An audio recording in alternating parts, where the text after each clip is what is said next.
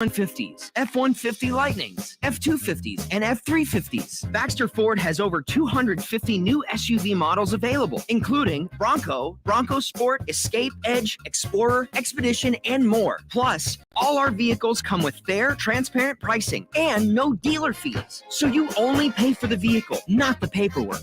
Get started at BaxterFord.com.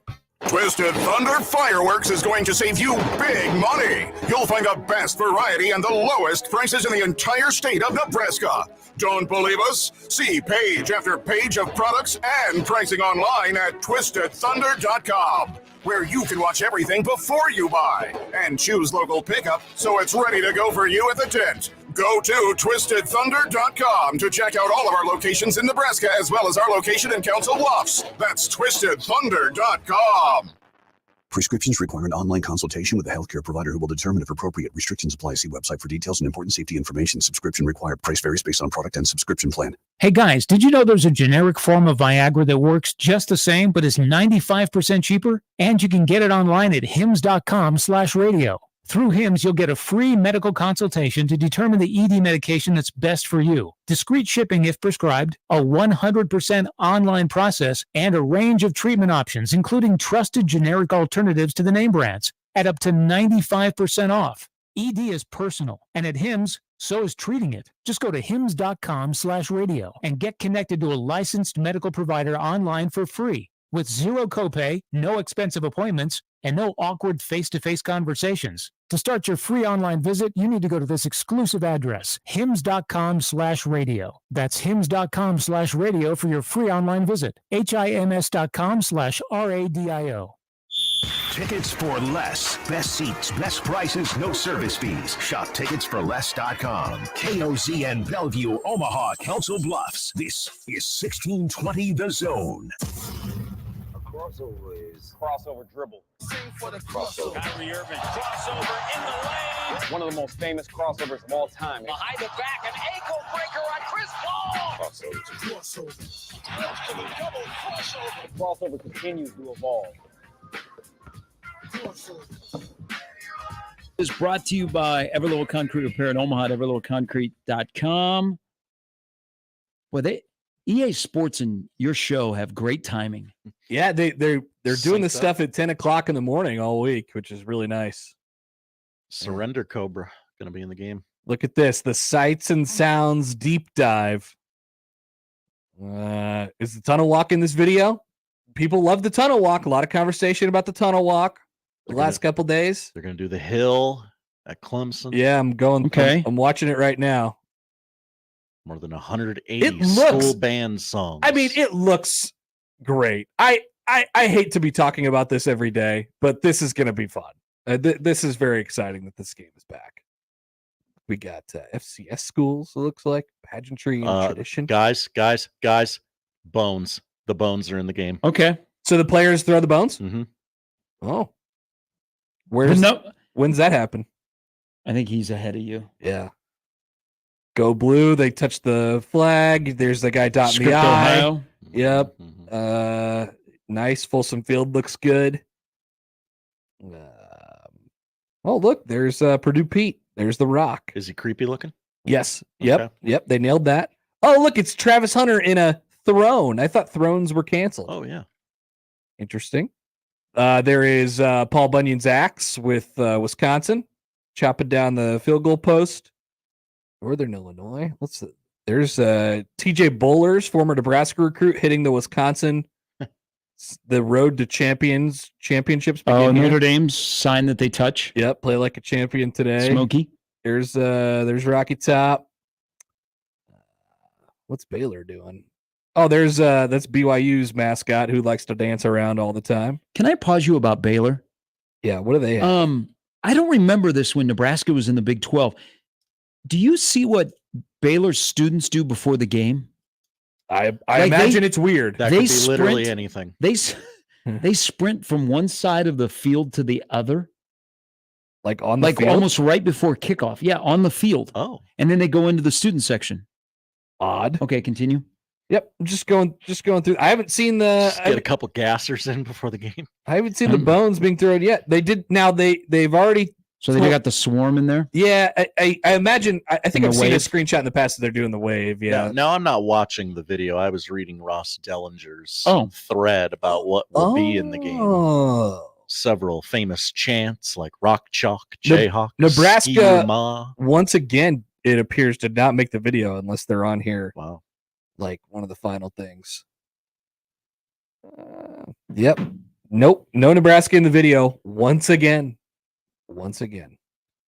Sad. Engagement farming from EA Sports yet again. Ah, boy. They'll tease you, and then on July 19th, we will all have the game. Oh yeah. I'll definitely. Oh, okay. So here's the list. Nebraska bones hand signals. A few examples include Wisconsin's W, the Miami U, Nebraska's bones. So they do. Yeah, like they have Texas. I assume they have Texas A&M's gig 'em. Thumbs up. Apparently, you have to do. I tried to gig somebody last week. I tried to gig them, and I did one of these, and they're like, "Nope, other hand. Oh, It has to be your right hand." That's what I was told. Oh, now here's an interesting nugget. Yeah, from- but you got to gig. So you were gotta a gig 'em fake the right Aggie. way. I guess so. Yeah. Interesting nugget from Ross. When you play a Texas A&M home game, there will apparently be a cut scene before the game with the yell leaders, the cult the God. night before the game. Yeah. And they'll. I make thought you up- were going to say there's a special cutscene where the coach leaves and takes the job at Texas and Trev yells Albertson. at a reporter beforehand. It's in dynasty mode.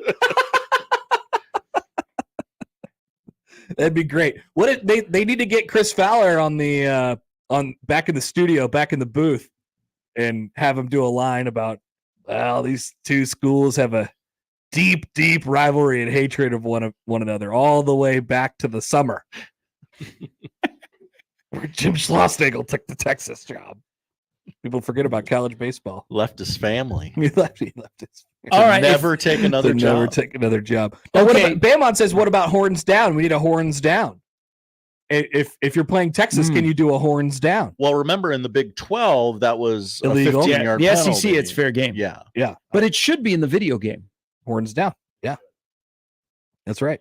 Okay, so this is what I think they labeled today as their sights and sounds. Sights deep and dive. sounds of college football. Yes. Could you get away with the sea of red? Or will they just say every stadium's got a color-coded?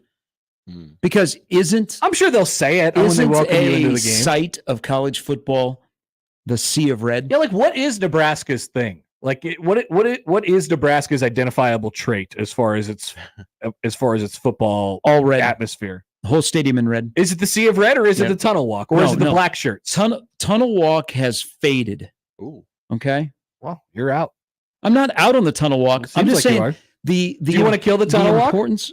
Poll question? They need to tweak the tunnel walk. Oh. The timing is off. They got to get rid of the gates. It's It just- hard. It's a hard thing to do. Well, You don't know when Matt Rhule is going to do a pump up speech right before they go out there. well, You then- can't time that. You can't put a time on that, Gary. You got to give Matt Rhule all the time he needs. tunnel walk is on pause for a moment. Wow. Sea of red, because everybody wears red. The entire town. People going to the stadium wearing red. But what is in this game, because I have this on good authority, they are, like, I think still one of the strong traditions is the skull and crossbones, black shirts. Like, if you go somewhere and you bring up Nebraska football, what are they going to, if you go, hey, Connor, you stop in Pittsburgh, Pennsylvania, and they say, Connor, where are you from? Love and you go, I'm from Nebraska. And they go, oh, Cornhusker football.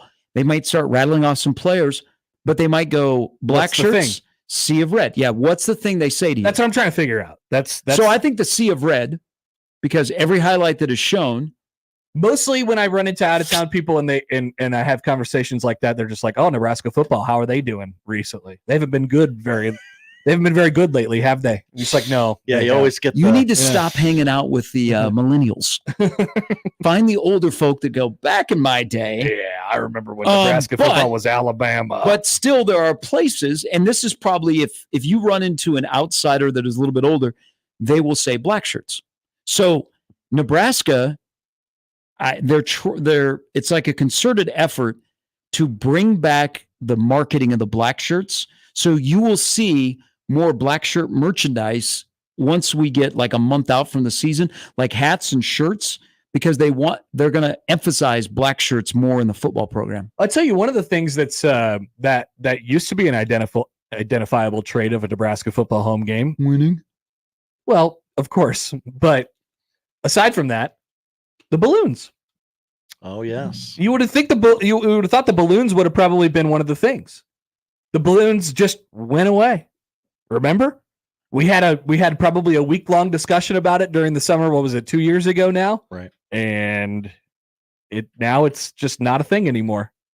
You're right. Where's the balloons? It would have been in this game. Bring the balloons back. Maybe it's in the game to just, shout out to I always liked I always liked on the old game because on the most recent iteration of the game, the East Stadium wasn't all the way built up yet. Yes. And so they actually put in Old Father Hall.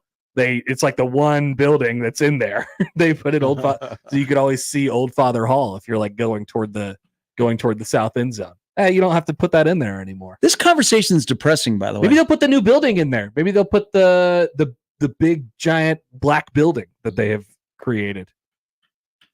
The Osborne Legacy Complex. Yeah. It's very, Nebraska's you go around the campuses around the country and they all have a kind of certain feel to it. Nebraska's is the same way. But then there's that big black building. Why is it black? Nebraska's black shirts. Oh, maybe that's why. Black shirts. It looks different from everything else they have on campus. The only thing it doesn't look different from, have you seen the new business college? Yeah. So it has, but that's not black. But it has the glass and it's that definitely newer. Yeah, it looks like a newer building compared to But everything right around this, Yes. like especially on the south, like eastern part of the stadium. It's old campus buildings. Avery Hall. I don't think Avery Hall was depicted on the last iteration of the video game. Maybe they zoom out and they show downtown Lincoln. They show the big penis capital and the lead center. And the lead center. Did I ever tell you guys and all the story? new hotels and living spaces? The Graduate. Did I ever tell you guys the story about a meeting they had at Nebraska when they were talking about the new stadium project and in particular South Stadium? So Trev gave a presentation internally of this is our vision. And he did it before it was public, but this is our vision. This is our plan. This is how we're going to roll it out. That there were a couple of people in this meeting that didn't know that there are actually classrooms that are being used in South Stadium because they were like, why don't you just tear down South Stadium? Yeah. Just tear down where the football office used to be and the AD was and sports info and was like down the steps into the locker room. Yeah. There were people in the athletic department did not realize that is being used as an academic place right now. It's like a computer science, something like that. Well, I don't know what goes on down there, but yes, it is a campus. It is a campus facility. But there were people that were like, well, why can't you there's nothing in it. Why don't you just blow it up, tear that down?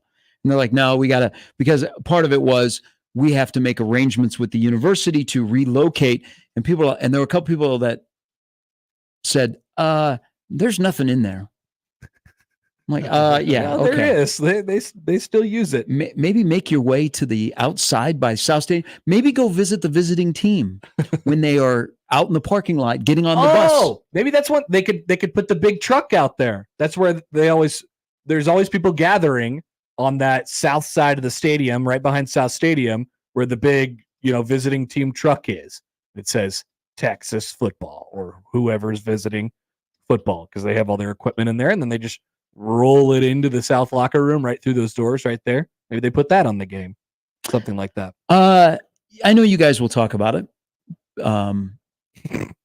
Charles, well, the olds tell people to sit down in the game. Hey, there's been an attack on the olds the last couple days. What's in that stadium in particular? Yes, or old? In that stadium in particular. We have been attacking the olds. They have a rep. Get a younger fan base. Maybe that's how you make the environment better. I think that the olds can get rowdy too. I still believe in the olds. Okay. So it depends on where the olds sit. Because if the olds are in the seats where they pay a lot more, they're more likely to tell you to sit. But if they are right there with the average Joe and Jane, they may tell you to sit, but not as frequent. Yeah, they go with the flow. But you know what? This isn't new. This happened back in the 90s when Nebraska was rolling and you didn't worry about them being, not on a game for the toughest place to play. Mm-hmm. The olds were still telling the youngs to sit down. Yeah.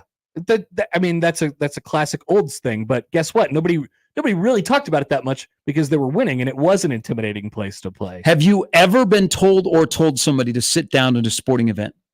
Ooh, good question. I think that I've probably been, I don't know that I've actually said, hey, can you please sit down? But I've been mad about somebody standing up in front of me before. Yeah. But it wasn't at a college football game. I'll never get mad about it at a college football game.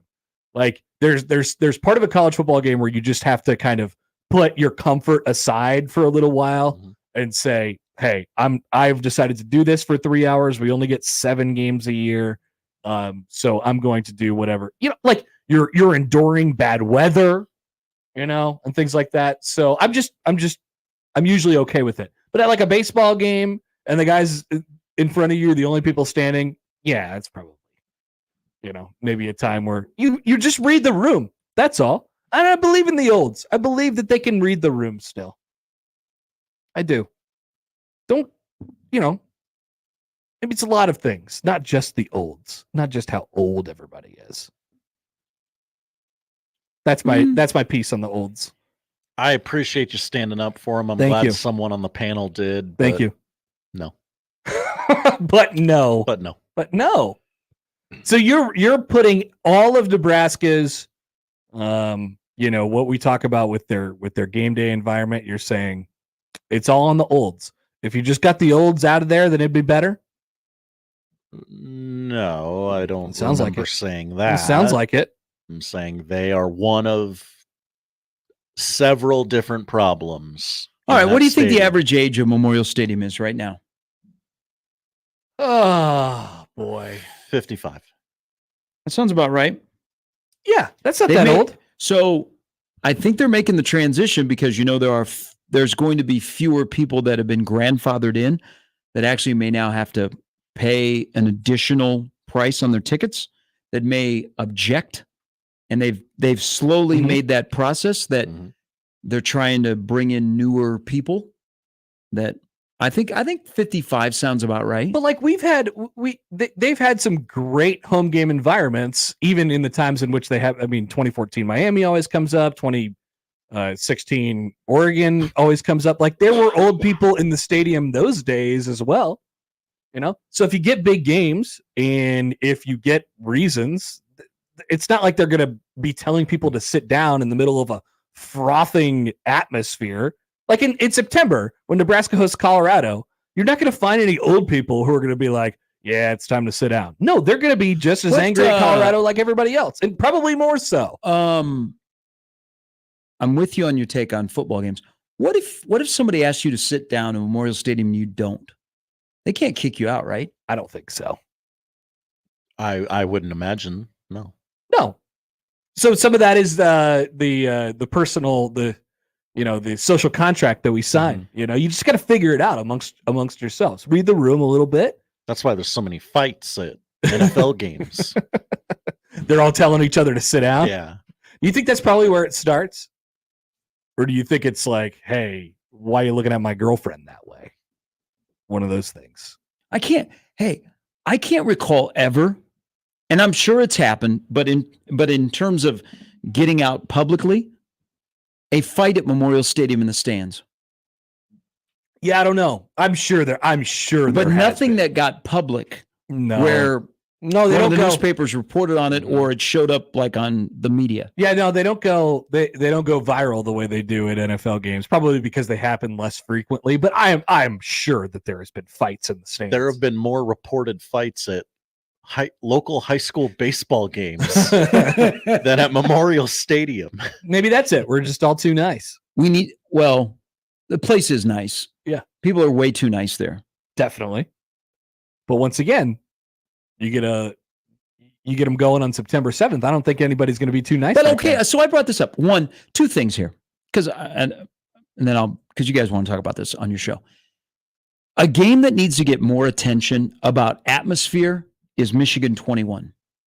Nebraska didn't win. Great. You know how that game ended.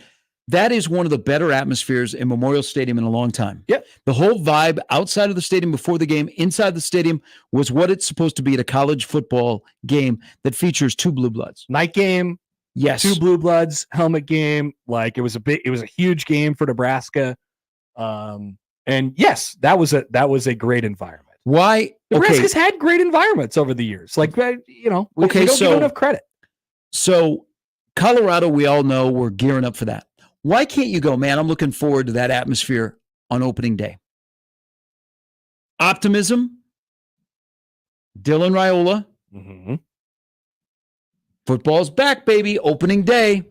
So you're saying why can't we be excited about that, or what? That atmosphere will get no run, but man, that's going to be a great atmosphere opening day. It's the first game, man. Raiola's going to be playing. It's going to be cool. You should have seen the buzz of the spring game when he was out there, a quarterback. Man, this is awesome. There will be a buzz. I think there will be a buzz. Well, I hope so. It's opening day. And it's a night game, right? UTEP's a night game, right? Yeah, we did that. What is it? Night game, day game, night game. Yeah. Well, okay. Now we got to look again because I forgot the schedule already. We took a break for a couple weeks and then I forgot everything that I knew about Nebraska football. Let's see. Oh no, it's 2:30. I apologize. Day game, night game, night game, night game. Day game, night game, night game. Friday night game. Friday night's going to be good. So I think the Friday night game will be one of the better atmospheres of the entire season. A little extra juice. Well, of course. Also, it's something different. Going back to your love of the olds. I love olds. Love you guys. You know why that will be a good atmosphere with not a name opponent? Because there's a lot of times where the opponent dictates if it's going to be a good atmosphere or not. You know why I think that'll be one of the better atmospheres? Because there will be a lot of new people that will be in the stadium. Well, yeah, and there'll be people that either coming from out of town, can't make it in for Friday, or have high school obligations. They won't be able to make the game. There will be new people that will be in the stands, but there will probably also be new people that are in better seats. Oh, that's a good one too. Yeah, I think anytime instead of stuck up in the, like some of the corners that are the worst seats in the entire building where you can't see the entire field, they're going to be in better seats, so they have more of an impact of being part of the crowd. I think Nebraska football is like it's. There's so much tradition, and it's a lot of the same people go to every single game. And so anytime you throw the cadence of the day off a little bit, like we're used to showing up on Saturday at 9:00 in the morning, we start tailgating, we go into the game at 2:00 and the game starts at 2:30, or going to the game at 1 and the game starts at 2:30. That's a routine, that's a tradition, and you fall into the same kind of trap. Anytime you throw it off, you go to work on Friday and then you go straight into the game. No, like that is going to create more of a buzz. I think, in my opinion. I think we've seen that for other sports, these unique one-off games. Yes, I think that will be very fun. Look at that night. Look at during as much consternation there is about the Friday night. Look at during basketball season. I mean, it's not on the same level of Purdue, Wisconsin, or UConn, but when students are gone and the average Joshes and Garys can buy tickets and we get to sit closer to the floor. Yeah, some of those student break ticket games where students are not in attendance, like the full allotment of students, are some of the most like energetic vibe, because there's new people and they're in seats where they're not stuck way up at the top. To that point, and then you feel like you're part of the game. One of my favorite in Nebraska basketball environment, it's a little off the board, but one of my favorite Nebraska basketball environments that I've ever been at PBA was the game when they made that run in the NIT in Miles last year, and they played Butler at home. I think there was probably 4,500 people there. Every single person was in the lower bowl. Nobody cared, except for everyone cared that was in the building that day. That was awesome. Miles got on the microphone afterward and talked. Like, that was a super unique environment, and only the kind of diehards were there. And so you have to make a little bit of an extra effort to get to a game like a Friday night. It's, by the way, another point in the category of it's probably better if it's like a smaller smaller facility. When the people who it's not convenient for them to go don't go, you get those people out and you get the people in, to your point, who are making the extra effort or maybe don't get to go to games all the time. We complain all the time about 8:00 tip-offs during the week in basketball, but those games are fun. Those games end up being fun for a variety of different reasons.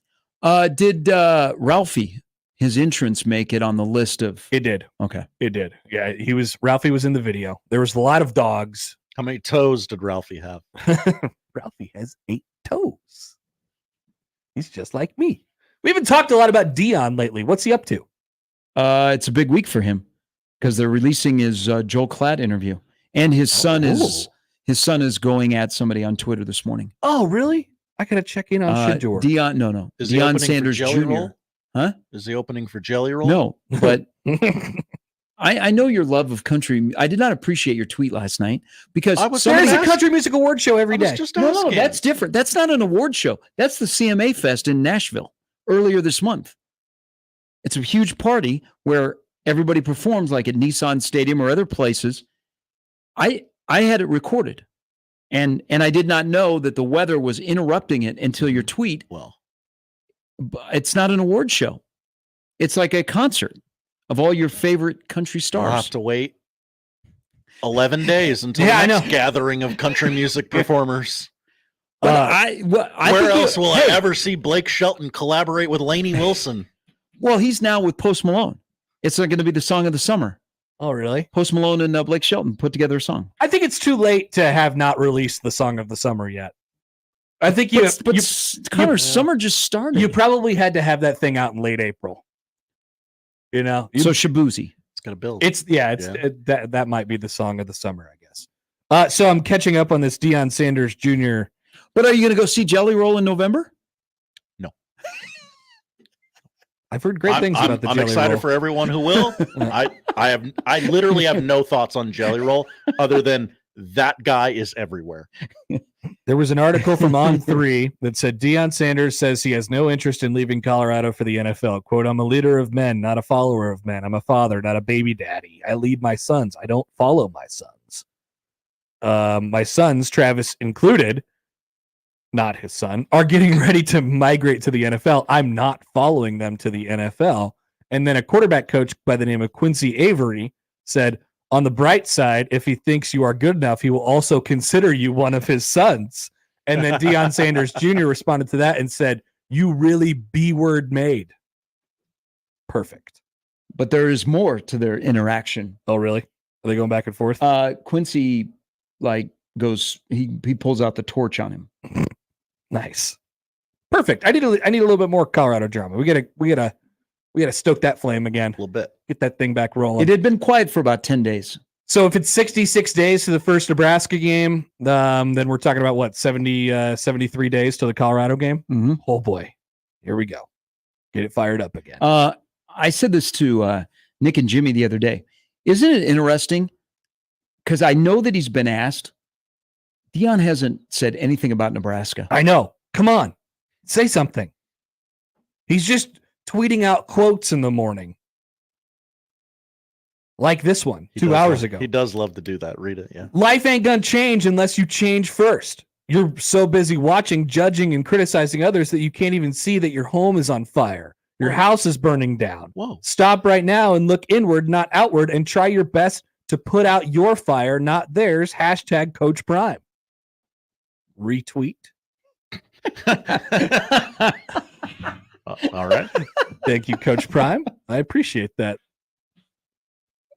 Good lesson for everybody. Your house is on fire. Poll question: is your house on fire? They haven't been on social media as much as well. Like on TikTok. Yeah, where's the videos? Yeah, TikTok, there has not been a lot of Colorado content. Sad. Very sad. One final thing. Because maybe they're playing for championships, not clicks. This is asked of the show. Ryan says, asking for a friend. Do you think Trev got up this morning and searched his name on Twitter? I hope not. I hope he stayed off.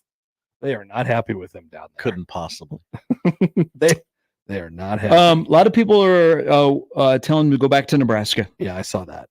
That might be a little tough. The honeymoon is over. I don't think he'll be coming back to Nebraska. Trev Alberts has a long, extensive history of hiring baseball coaches. He's hired one. And he hired him while he was playing over in Europe. But it worked. Evan Porter. That's the one baseball hire he's ever made. Watch out. UNO, watch out. If there is, am I allowed to say something positive? Of course. The hiring of coaches, I think he's pretty good at. I agree. I think Trev is good. I don't like. I have no qualms. You have to ask for permission. I'm Team Trev. I'm Team Trev. Well, I don't know that I want to say that, but I have no problems with Trev. He left, took another job, and that's most of the deal with this. We'll talk about the Schlossnagle thing plenty today, but he left, he took another job. He's going to get paid more money. He wants to live in a better place. This is not all that different from any other time a coach has ever left. Do you agree? You may have been standing there when this was told to me. That one of the key reasons is being single in Bryan College Station is tough. I have heard this, yes. And being single in Austin is much better because he was in no relationship in 3 years in College Station, and his kids could not join him because his ex-wife has full custody. Well, as he said, he left his family to take the Texas A&M job. If you listen to that video closely, it is the audible eye roll of somebody in the room that when he said that, who knows the story. Uh-huh. Yeah. Yeah. Well, obviously that's the main thing with this one. He did not have to say what he said at that press conference. He could have gone a different direction. And then I wasn't in the room at the time, but I've heard now that basically once he got off the stage, he went up to that guy who asked the question, was like, "Don't ever talk to me ever again." Oh, really? That's what's being. I saw that as a blurb out there somewhere today. Whoa. Yeah, he went after the guy because I said justice for Richard Zane. I didn't know that. I said you got to apologize to him, but you have to do it publicly, not have the reporter go, "Yeah, Coach Schlossnagle reached out to me." Okay, that's not happening. What you said, that's didn't have to do that. Did not have to do that. Well, can we try and figure this out, because he already was the Texas head coach while he was coaching Texas A&M against Texas a couple of weeks ago. You remember on Monday night, championship night? Yeah, he came out. He should have came out to argue something. Yeah. And he just kind of walked out. It was in the ninth inning. The ball was high on Laviolette. Yeah. And why is it? I've seen people talk about that, but why? He was why not intense at all. He came out, he just kind of motioned to the home plate umpire and then walked back in. And that's not him. It was weird because I was talking about this yesterday. In the ninth inning, they make it a 1-run game.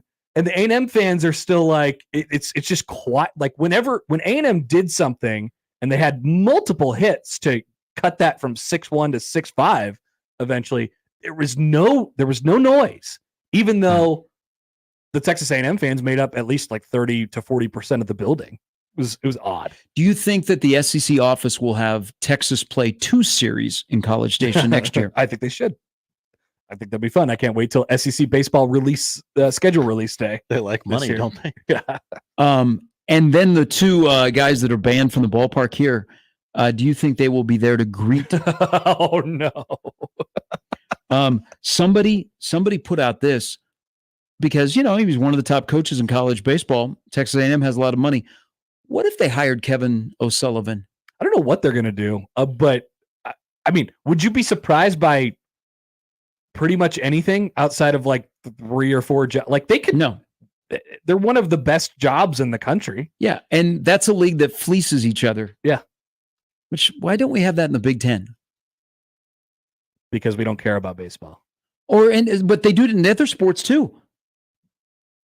Only Michigan, Ohio State, in football, hire each other's staffs. Yeah.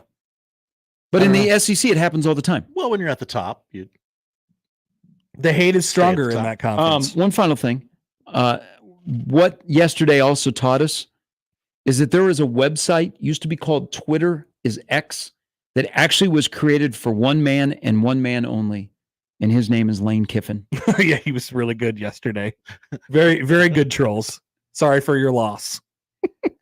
He's just watching the world burn like everybody else. I love it. The troll on Sunday morning to quote tweet Tennessee's lineup graphic from the night before, wishing them good luck, and then dunking on Texas A&M as well. It's great. Good job, Lane Kiffin. All right, need to get that guy back on. Have a good show. Have fun talking about Jim Schlossnagle. I know. We love it. It's a gift. It's a gift from the heavens above here on June 26th. That is the crossover powered by Everlevel Concrete Repair in Omaha at everlevelconcrete.com. It's Wednesday. We'll start things off next. That's the crossover. The Connor Happer Show is next on 1620 The Zone. Previously on Unsportsmanlike Conduct. The bottom line is, for 6 months of YouTube TV, 5 of Prime Video, 1 month each of Peacock, ESPN Plus, and Netflix, comes to a grand total of $506.86. And then if you want to add the Sunday ticket, you're looking at $855 if you want access to every single NFL game played this season. Unsportsmanlike Conduct with John Bishop and Josh Peterson. Weekdays 2 to 6 on 1620 The Zone. Your Omaha area forecast presented by Funplex Water Park and Rides from the KETV Newswatch 7 Weather Center on 1620 The Zone. Rain and storms move out with decreasing clouds throughout the morning. For your Wednesday, mostly sunny, seasonally warm with a high of 87 and breezy with northeasterly gusts possible up to 20 miles an hour. Minor flooding is currently occurring along the Missouri River at Omaha. The river is still expected to crest now late Thursday at 35 feet with moderate flooding forecast. I'm meteorologist Caitlin Harvey with KETV Newswatch 7. Certified Transmission built its reputation on the job done right. It means hard work, honesty, and integrity. And together, we ensure our customers leave satisfied and worry-free. Certified Transmission, the job done right at the right price. The world's largest sports book in Las Vegas is available right at your fingertips in Iowa. The Circa Sports Iowa app is sports betting the way it should be. Bet anywhere in Iowa and experience high betting limits, tight money line splits, and exceptional customer service. Download your new bookie today. Visit circasports.com and start betting like a pro from anywhere in Iowa. If you or someone you know may have a problem with gambling, call 1-800-238-7633. My friends swim no matter the season, but my moderate to severe plaque psoriasis can sometimes take me out of the moment. Now, thanks to Skyrizi and clear skin, count me in. With Skyrizi, Risankizumab Riza, a prescription-only 150 milligram injection for adults who are candidates for systemic or phototherapy. 3 out of 4 people achieve 90% clear skin at 4 months. Don't use if allergic to Skyrizi. Serious allergic reactions and an increased risk of infections or a lower ability to fight them may occur. Before treatment, your doctor should check for infection and tuberculosis. Tell your doctor if you have an infection or symptoms such as fever, sweats, chills, muscle aches, or cough, or if you plan to or recently received a vaccine. Thanks to Skyrizi, there's nothing on my skin, and that means everything. Ask your doctor today about Skyrizi, the #1 dermatologist-prescribed biologic in psoriasis, and visit skyrizi.com or call 1-866-SKYRIZI to learn more. Getting quality employees to fill positions in your company is essential, but finding those people can be a major hassle, unless you use ZipRecruiter. ZipRecruiter makes finding quality people a breeze. And right now you can try it for free at ziprecruiter.com/radio. With ZipRecruiter, one click sends your job to hundreds of top job sites. But more than that, ZipRecruiter's advanced technology identifies the candidates with the skills you need, sends you a list of great matches to review, then actively invites them to apply for your job. And the results speak for themselves. 4 out of 5 employers who post on ZipRecruiter get a quality candidate within the first day. That's right, the first day. Now you can focus on your business and let ZipRecruiter do the work finding the best people for you. See for yourself. Experience the ease, efficiency, and power of ZipRecruiter for free. Just go to ziprecruiter.com/radio. That's ziprecruiter.com/radio. ziprecruiter.com/radio.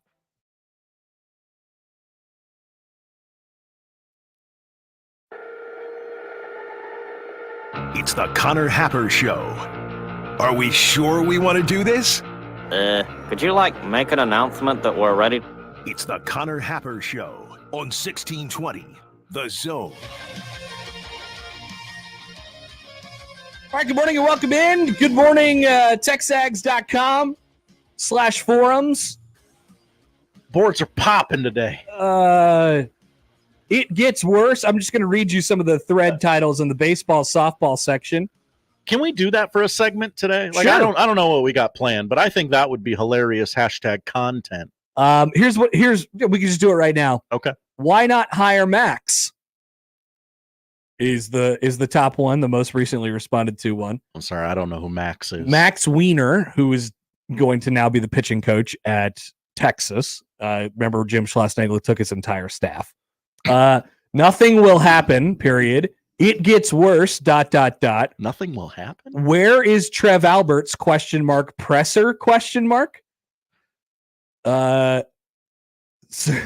Reaction at his return to Bluebell next year, ? Schloss didn't lie in his answer to Zane. That's true. Aggies do things with a little more class than those in Austin. Schloss is staying. Now, that one, has just been responded to. Can I jump back to the Aggie fans are classy? And the Aggies do things with a little more class than those in Austin, and has 18 comments. They dive into opposing dugouts classier than any other fan base in the country. They really do. I tell you what, if you're going to do it, you do it in a classy way, and That's they right. did. That's right. How I would fix it for 2025. A more disgusting move, ? I'm going to click on that one. That's a click. Would you click on this forum? I like this one. I still love me some cheesecake. Candidates. Schloss in English means ? Does anybody like Schloss? 2 runs away from coaching immortality and ... So if this all started during the Georgia series, SIAP, sorry if already posted, but this says it all. I imagine it definitely doesn't say it all. There has to be, all caps, dirt on Schloss. I mean, he left his family to be there. As players enter the portal, don't attack. It sucks, but let's move on. Maybe, oh man, this is going to be a click. Maybe those 2 drunk Aggies in Omaha. What do you think the next word on that thread is? We're right. Should have heckled our own coach. I think I'm more upset that Weiner is gone. Beat the hell out of Schloss. I would also be very upset. Opposing players. The program would be in far better shape if we had lost to Texas in the regional. Trev Alberts, let it go. Weiner, Kane, early gone. Has Trev Alberts held a press conference? Yes. Yet. FOIA request on all things Jim Schlossnagle. Jim the Snake. Those are the active threads right now on the Texags message board. What's your favorite one, Josh? Top five threads on Texags forums.com. There were a couple there that were very concerned why Trev Alberts has not held a press conference yet to announce a coaching departure. That's just a press release. That's all. People were mad at Trev for a variety of different things, obviously for letting this all happen. But then as it went on yesterday, and God, this just filled up. If you went to the For You section of Twitter, it was just all Texas A&M for me. Mm-hmm. But the one of the emerging thoughts was, how could you let this traitor Schlossnagle release a statement on the Texas A&M letterhead? Okay. How could you let him release a statement saying I've enjoyed my time here and blah blah blah? It's like, how dare you let him do this, Trev? You clearly don't know how to do this. We'll talk about Jim Schlossnagle throughout today's show. What do you think Trev learned yesterday? Every experience should teach you something. It should better you for future experiences. I I think he learns that he lives in a snake pit. You know. He also needs to learn the names of several of the best baseball coaches in the country and potentially hire one. Yes. I like this email from Bruce. Hi, Bruce. On the Equitable Bank inbox, which you can email Connor or Josh at 1620thezone.com. How come Schloss didn't do a Hawk Tua on the interviewer's microphone? So irresponsible to ask that question, Hawk Tua. He should have done that. Stay topical. Poll question. Does Jim Schlossnagle know about Hawk Tua? Yep, put that out there. I like that. Okay. At Happer Show, coming at you. Today on the program, we will speak with Mitch Sherman in the 1 o'clock hour. Jordy Ball will be talking today, and Mitch will be there, so we'll talk to him right after that. Oh, great. Well, yeah, a little update on Jordy Ball. What's going on? The tweet bag is coming up at noon. Get your tweets at Happer Show on the JTech Construction Zone Twitter feed, at Connor Happer there as well, at producer_Josh. You can respond to the tweet that we have out there, prompting you to ask questions via the tweet bag. You can also send them in via email. Connor, Josh at 1620thezone.com. On the Equitable Bank Zone inbox, you can call or text 402-951-1620 on the 42 Degrees of Source hotline, and leave a comment on the YouTube stream that is out there. As Charles says, Jim Schlossnagle is Pookie. Plot twist. I love you, Pookie, forever. Love you, Pookie. Hawk Tua. Doing a lot of Hawk Tua references, I suppose. The memes are so funny. They're really good. It's gonna burn hot for a little while here, and then it'll go away, and we'll forget it ever happened. But I really like it right now. You'll never hear from her again. Yeah, no, it'll be really, really good. Yeah. So the poll question up: does Jim Schlossnagle know about Hawk Tua? At Happer Show. I mean, he's a single guy in Texas. Get your questions in for the tweet bag, which is coming up at noon. Elsewhere on the show today, of course, we'll dive deeper into the Schloss. He's going to have his introductory press conference in 10 minutes in Austin. Wow, that's they played a national champion. They were one run away from winning the national championship game less than 48 hours ago. I feel like this deal was done a long time ago. Yeah, and some reporting has led us in that direction as well. The Knicks continue in their quest to be 2018 Villanova. A weird strategy. And might they draft a Creighton Blue Jay tonight? Hello. Because the 2018 Creighton Blue Jays were the last team to beat the 2018 national champion Villanova Wildcats. Probably need that karma on your side. Yeah.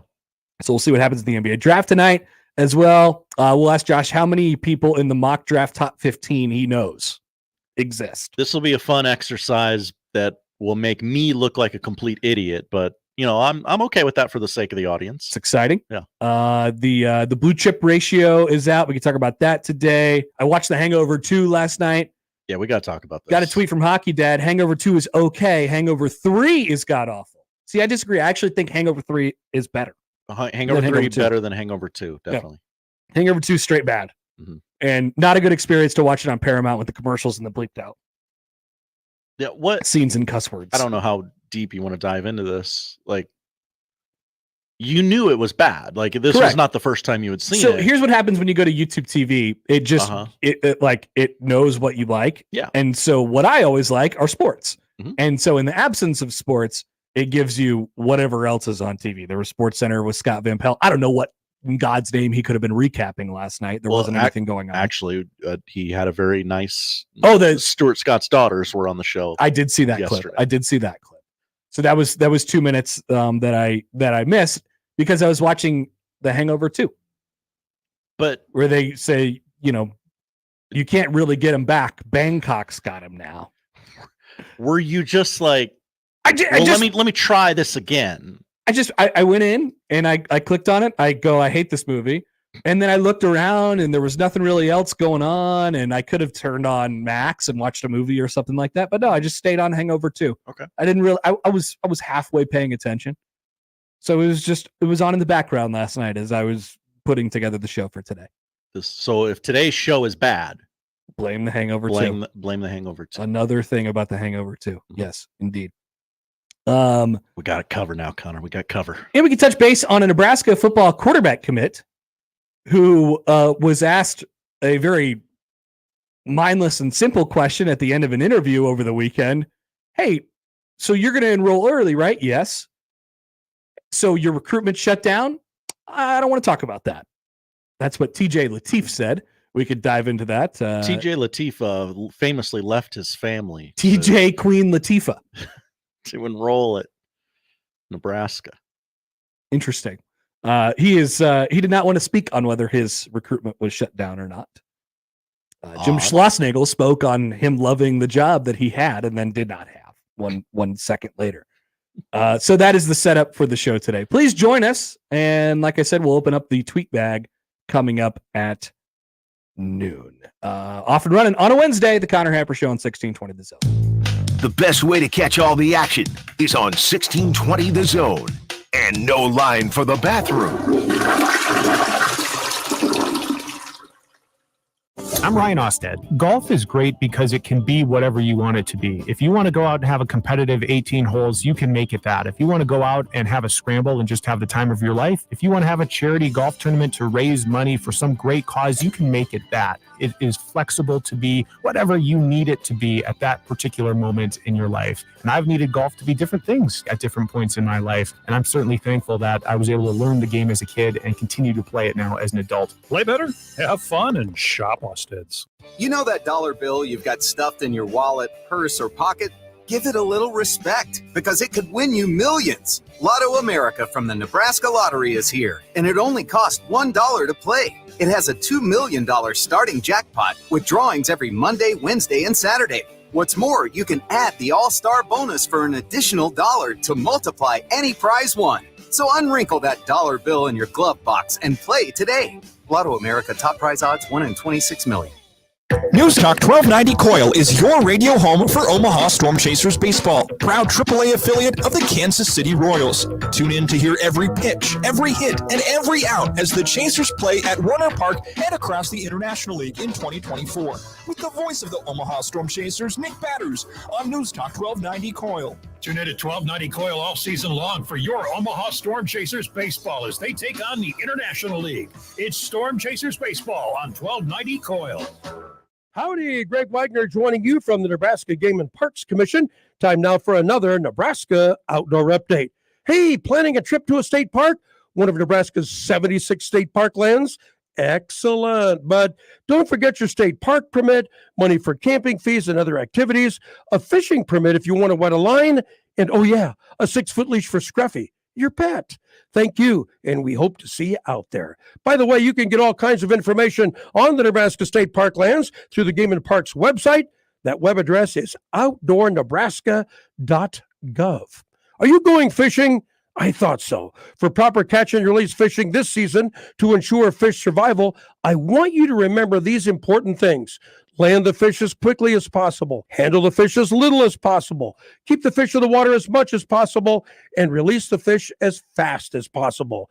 Enjoy your fishing experience, and we'll see you out there. I'm Greg Wagner with Nebraska Game and Parks. Prescriptions require an online consultation with a healthcare provider who will determine if appropriate. Restrictions apply. See website for details and important safety information. Subscription required. Price varies based on product and subscription plan. Hey guys, did you know there's a generic form of Viagra that works just the same but is 95% cheaper? And you can get it online at hims.com/radio. Through HIMS, you'll get a free medical consultation to determine the ED medication that's best for you, discreet shipping if prescribed, a 100% online process, and a range of treatment options, including trusted generic alternatives to the name brands, at up to 95% off. ED is personal, and at HIMS, so is treating it. Just go to hims.com/radio and get connected to a licensed medical provider online for free, with zero copay, no expensive appointments, and no awkward face-to-face conversations. To start your free online visit, you need to go to this exclusive address, hims.com/radio. That's hims.com/radio for your free online visit. hims.com/radio. Tickets for less. Best seats, best prices, no service fees. Shop ticketsforless.com. KOZN Bellevue, Omaha, Council Bluffs. This is 1620 The Zone. Let's get back to the Connor Happer Show on 1620 The Zone.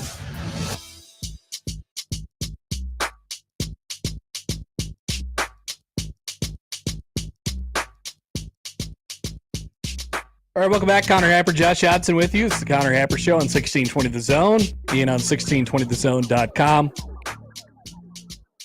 Hilariously, Jim Schlossnagle is off to Texas to be their baseball head coach. Officially, he'll have his press conference here in just a moment.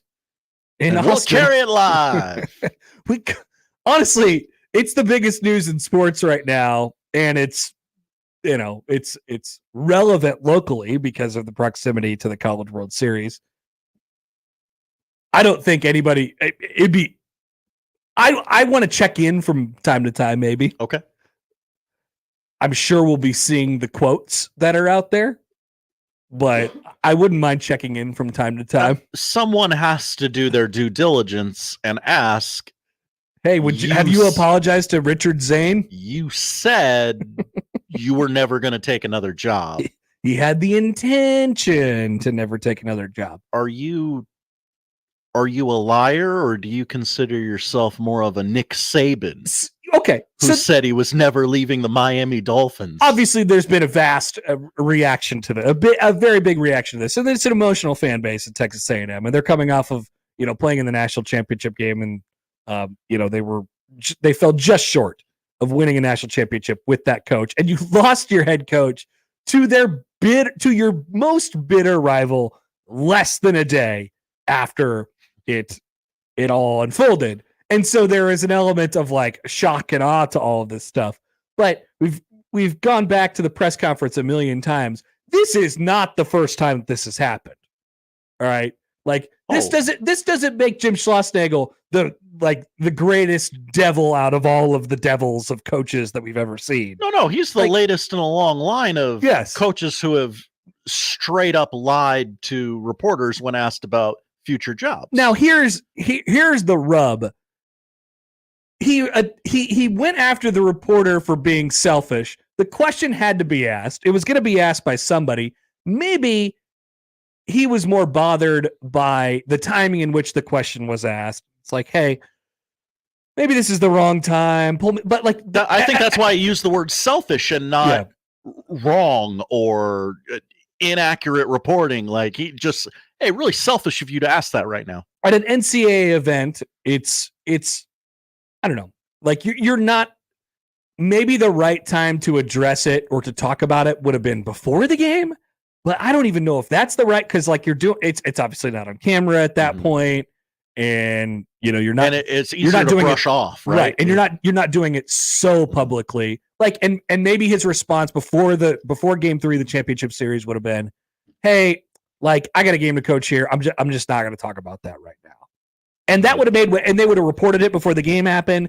And then that is a thing that is lording over the entire game, which it ended up kind of being that way anyway. Instead, it's addressed very publicly after the game. And then the problem was he got mildly personal with the reporter and was like, hey, that's a selfish question. And then went after him afterwards and was like, hey, I can't believe you just did that. Like never talk to me again. Reportedly. I wasn't in the room at the time, but that was apparently how it went after the press conference. So, like, I don't I'm as an innocent bystander, this stuff happens all the time. Now, once again, it makes it more intense. It makes the pain sharper when it's to your rival, your biggest rival, your most fierce rival, the team that is usually referred to as Big Brother.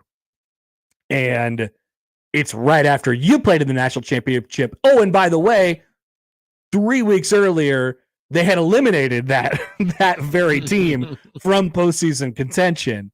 Now come to find out, these talks have kind of been ongoing, or maybe less so ongoing and more so just finished before the postseason even began.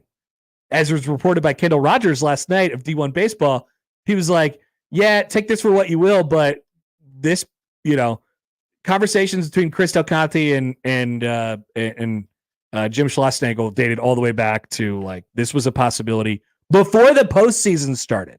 their regular season series with Georgia was when this kind of came up, and I think that makes it another tough pill to swallow. So yeah, he's just another in the long line of people to do this. And Jim Calipari did it when he was at Memphis. Like, oh yeah, I would never go to Kentucky. Saban. I think there's a long it stuff like this happens all the time, and you can't hold the coaches to exactly what they mean because you can only say so much. So he's not any worse than any other coach, but it makes the pain a little bit sharper because of the proximity and the timing, and then obviously where he went. Yeah, and the whole like, oh man, we got one over on Texas. We don't have anything here at A&M, and we finally got one on Texas. So somebody asked me last night, like, why would he go to Texas? Why would he leave Texas A&M to go to Texas? And I think there's I think that the reasons are, it's not all that different from any other coach who's jumped from a really big job to a really, really big job. And I don't know that Texas is probably the job in college baseball, with the money that they're going to put into it and their history and all that stuff. You don't have the monkey on your back of like being Texas A&M, and there's bigger programs, and there's there's a lack of that real elite championship pedigree and history. So there's a reason there. And I think there's some, like, I think like Gary said in the crossover, there's some like personal stuff with him. It's like, I'd rather live in Austin. And what's so bad about him teaming up with his, one of his good friends and his former athletic director that they built the program from scratch at TCU and Crystal Conti? Like, that's a reason. That's a real reason. Mm-hmm. That's a pull. Yeah, like that is a real reason. And trust me, and he took his entire staff too, and that's another, dagger knife a little bit, dagger right into there. But Texas A&M is going to get a good coach. It's one of the best, 5, 7, 10 jobs in the country for baseball. They're dumping money into their baseball projects, and now all of this falls into the hands of Trev Alberts, who's been catching many, many strays over the last 24 hours. Maybe they're not so much strays. They're just direct shots just aimed for him and that have hit him. So to be clear here, this is not Trev Alberts' fault. Yeah, it's an easy narrative to jump on, especially if you're a Nebraska fan. It's like, hey, how do you like that guy now? We always hated him. First of all, no, you didn't. Yeah. Second of all, like, there wasn't, from my standpoint, there wasn't much he could have done. There was no check he could write that would have kept him there. Like, he was, as far as I know, he was kept in the dark on this all the way. Like, all the way. And maybe that's another reason that you could be mad at Schlossnagle, but this is not something that Trev Alberts could have probably fixed. At the 11th hour, did he probably come through and say, hey, whoa, we'll match it. We're going to pour stuff, like, trust me, this is the place for you. Yes, but I don't think there was any. He was a voter watching the debate. At that point, it's like, yeah, I pretty much know what I'm doing. Pretty much know where I'm going. But he wasn't Ken Bone. He was not Ken Bone. He was not Ken Bone. He was not undecided voter A. He was going to go to Texas, and he had his mind made up on that. Now, here's where Trev comes in. While he didn't create the problem, it is now his problem. Yes. He has to smooth it over. It is now with the cult. Not Trev's fault, but definitely his problem. So welcome to the SEC. They bite each other's heads off in that conference, and especially in the borders of the state of Texas. They're biting each other's heads off. It's a constant, battle of competition. Who could put the most money into their facilities?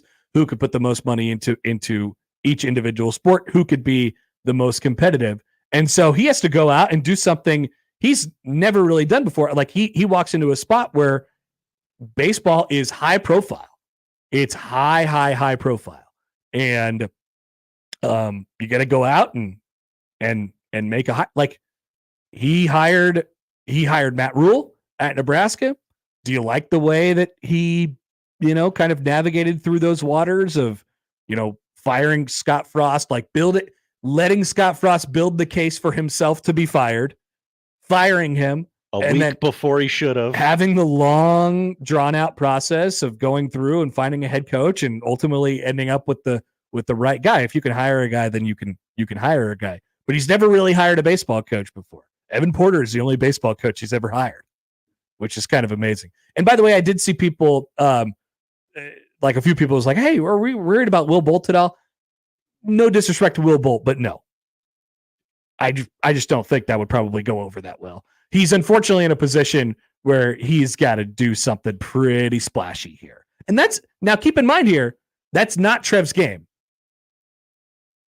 Splash? No, he is not in it for the splash. Now, if it makes a splash, then it makes a splash, but I don't think he's in it for the splash. But I think in this specific case, he kind of has to make a splash. He's got to take somebody from a currently successful, probably SEC program, convince him that Texas A&M is a place where they can win more and have more than they already do at enter place A, and then, and then have that person have success. Set that person up for success. Boy, I bet Creighton's happy they hired their baseball coach when they did. He was in the SEC last year. That's right. People forget.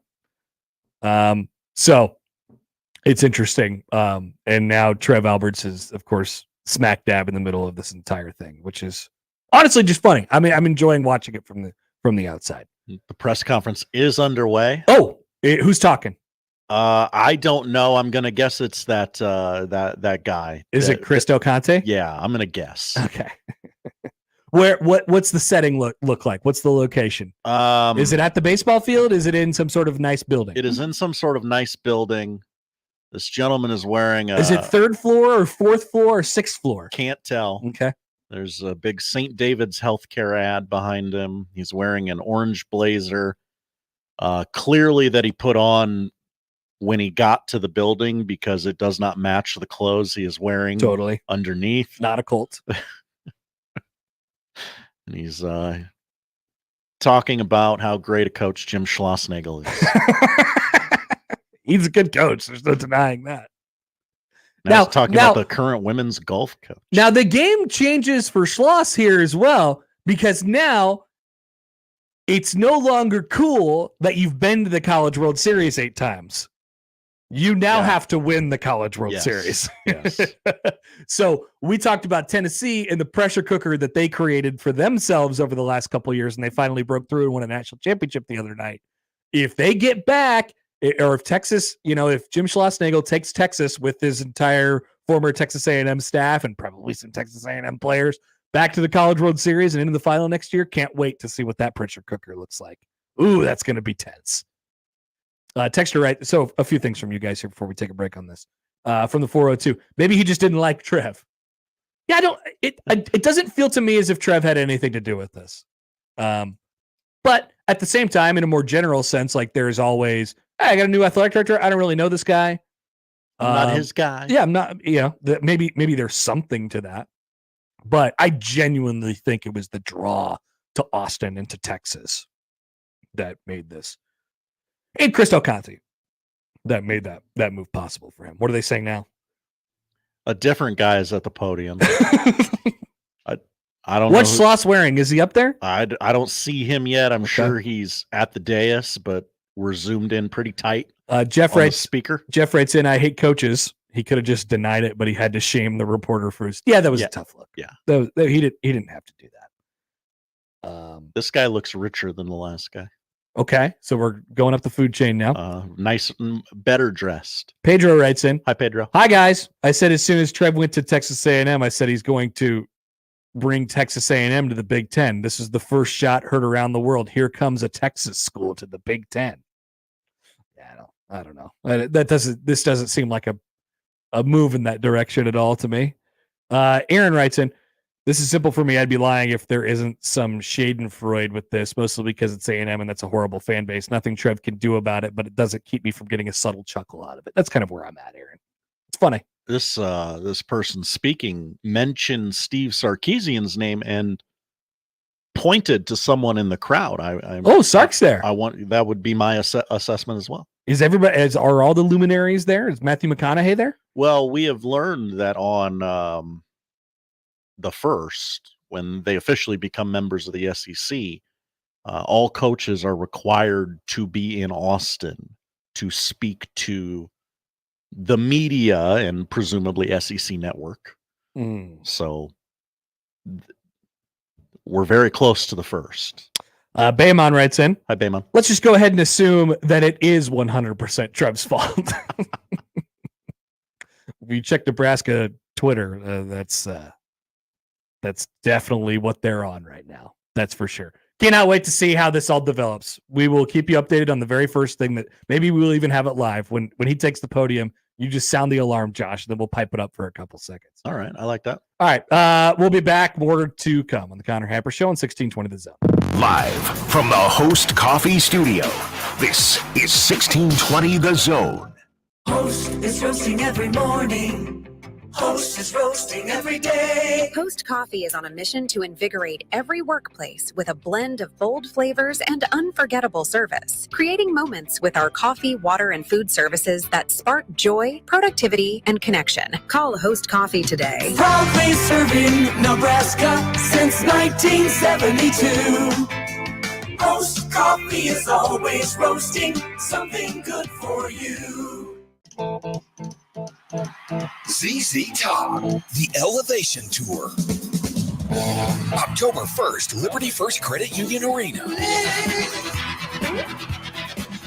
Playing all their classic hits. ZZ Top. On sale now at libertyfirstcreditunionarena.com or at the box office. Get in zone, AutoZone. Welcome to AutoZone. What are you working on today? On America's birthday weekend, why not stop by America's #1 brakes destination? Right now, you can save 15% when you buy a set of OE quality Duralast pads and rotors, and up to 50% when you bundle Shop Pro brake cleaner and brake fluid with Sil Glide brake lubricant. It's just part of our 4th of July sale at AutoZone. Get in zone, AutoZone. Restrictions apply. Twisted Thunder Fireworks is going to save you big money. You'll find the best variety and the lowest prices in the entire state of Nebraska. Don't believe us? See page after page of products and pricing online at twistedthunder.com, where you can watch everything before you buy and choose local pickup so it's ready to go for you at the tent. Go to twistedthunder.com to check out all of our locations in Nebraska as well as our location in Council Bluffs. That's twistedthunder.com. Email us on the Equitable Bank inbox with whatever is on your mind. Zone Inbox is brought to you by Equitable Bank. We take banking personally. You can get me, Gary, at 1620thezone.com. We want to hear from you on the Equitable Bank Zone Inbox. Hi, we're the Goo Goo Dolls. We're fortunate that we can give our daughters everything they need to grow and learn. But not every child can focus on classes and play dates. Nearly 13 million kids in the U.S. face hunger. That's 1 in 6. School lunch might be their only meal each day, and it's heartbreaking to imagine any child going to bed hungry. We're dreaming of a perfect day when kids can smile, play, and just be kids without worrying about where their next meal will come from. Feeding America is working to make that perfect day a reality. Each year, the Feeding America network of food banks rescues billions of pounds of good food that would have gone to waste. That food is given to families and children in need. Being a kid should be about doing things that make an ordinary day extraordinary. Learning to play an instrument, building a sandcastle, hosting tea parties. Hunger should never be an obstacle to growing up. You can help end childhood hunger in your community by visiting feedingamerica.org. Brought to you by Feeding America and the Ad Council.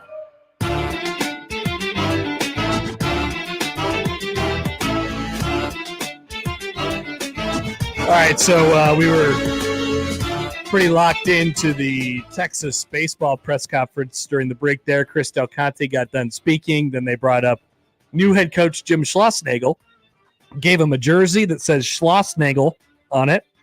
One of the old guys said, just want to make sure we got the spelling right. That's a long name. Gave him a burnt orange jersey, posed for pictures, did the horns. And then I said, Josh, pause. because this is the next thing that happened after that. Here's the first words for Texas head baseball coach Jim Schlossnagle. Hey guys, Coach will start with his opening statement, and then when we go to the Q&A, we'll make sure you wait till we get a mic to you, and then ask your question. Yeah, good morning. What an awesome day. Super thankful and humbled by this opportunity to be the baseball coach at the University of Texas. I'm going to be really brief. I believe baseball is a job you do. It's not a job you talk about, and we have a lot of work to do. I will not be talking much. Some people I need to thank. I need to thank Coach Pierce, Coach Garrido, and Coach Gus. David Pierce has been a longtime friend of mine. I greatly respect him. Coach Garrido, in the last 5 or 6 years of his career, treated me at TCU as if I was one of his former players or coaches. He was a great mentor. We actually had a lot of conversations about this position, and I miss him dearly. I never got to meet Coach Gus, but he said some really cool things about me one time in the paper that I've always saved that article. Thank you to President Hartzell, Chairman Eltife. Too many thank yous, Schloss. Of course, my man, CDC, for their confidence in me and our coaching staff to continue to move this baseball program forward. Probably most importantly, I want to thank Texas A&M. Yeah. This wasn't obviously a move from one school to another school. This is a great rivalry, and I couldn't be more thankful and humbled by the support that I got there, that we got there from some awesome players, staff, and administration. General Mark Welsh has become a very dear friend, one of the greatest leaders I've ever been around. I had 2 athletic directors that were incredibly supportive, and I have nothing but positive memories and will always comment positively about Texas A&M. I am very confident, even though it was only 3 years, that we left that program in better shape than we found it. I want to introduce we have 3 members of our coaching staff here today. Just let me know if he says anything else. All right. I was waiting for that. I got to thank Texas A&M. He didn't mention Trev by name, but Trev did get a shout out. He did get a shout out. He's having 2 great athletic directors. Man, so we need to get him over to Texas Tech and whatever other high major school in Texas to just be the coach there real quick, and then he could Baylor, Rice. Yeah. So if we could just have a collage of all of the pictures of him doing the various signals for whatever school that he's doing. What is it? SMU, new ACC. That's true. Baseball school. So he's got the frog, he's got the gig'em, and now he's got the horn. What's Rice do with their hand? Do you think he could take Dallas Baptist, finally break them through to the Definitely. College World Series? Definitely. Oh, maybe to the championship game. Yeah. Oh boy. All right. If there's any quotes that pop up on my feed, I'll definitely let you know about that. I will tell you this. He just said there are certain decisions in life where you do not get to choose the timing. I mean, yeah, I guess so. What role we would talk about this for an hour already, but like, what role does Texas play in this? Obviously, like, they don't care about Texas A&M's feelings, but do you think they ever thought, hey, we could fire our existing coach right after the season ends, and then let's say that you got Schlossnagle in the bag, regardless of what happens in the national championship series or in the College World Series, and then maybe just like wait a week afterwards? Yeah, if it's in the bag, it didn't have to be today, right? No, but like, why would Texas care about that? You know, true. Texas is probably like, yeah, actually, it sticks the fork in them even harder. And I mean, if we do it immediately after the College World Series, and I guess on Monday they're an SEC school, and there's pomp and circumstance surrounding that, so maybe they want to get this over and done with, so there isn't a hole in the baseball program when SEC welcomes Texas. An email from the Equitable Bank inbox from Mike. Left the A&M program better than we found it. So a little removed, but isn't that a shot in the direction of Rob Childress? Well, I guess the point could be argued with, because I don't know what their roster is going to look like next year. I know that their coaching staff is currently empty right now. Like I said, it's a good job. They're going to get players and they're going to get coaches. But as of right now, I don't know that the program is in great shape. I don't know that it really has a shape at all. What's going on? I'm going to break in here. He is addressing the question from the press conference. Pipe it up. I don't have it at the exact beginning of the sentence. He said, after the championship game, I was asked a question, and this is his continuation of that. For the national championship, and as I said in my press conference when I took the A&M job, there would never be a time that I wasn't invested in that program, and there never was a time I wasn't invested. I gave when I say our staff, we gave everything we possibly could to win that last ball game.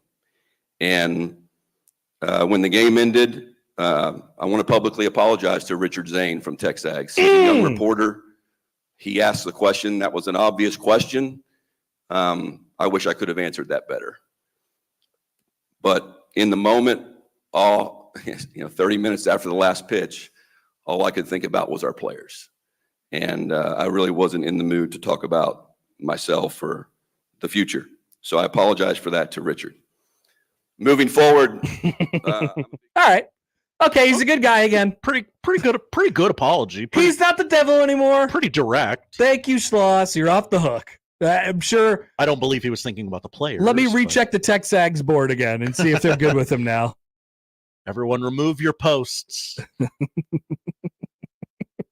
Richard, one that just popped up. It was created 20 minutes ago before the last time we checked this, or after the last time we checked this.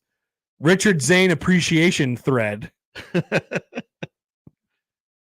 Also, I think it's funny that his name is Richard Zane for some reason. It's just a great guy to be involved in this. It's a funny name. Could be anybody. His name is Richard Zane. After, once again, another check in here. After listening to the Horn press conference, facts for everybody, please dispute. The one about the having more class in College Station than they do in Austin is taken off quite a bit. Yeah. Okay. Richard Zane has some thoughts on what Schlossnagle is saying. Richard Zane has tweeted? Yes. Schlossnagle, quote, "It was obviously very hard. There's a lot of times in life you don't get to choose the timing. You don't get to meet with your team like you'd like. For that, I am sorry." Richard Zane's response to that: Schlossnagle flew home and was on a bus with his Texas A&M team literally just a couple of hours before he was named the head coach at Texas. He had his opportunity.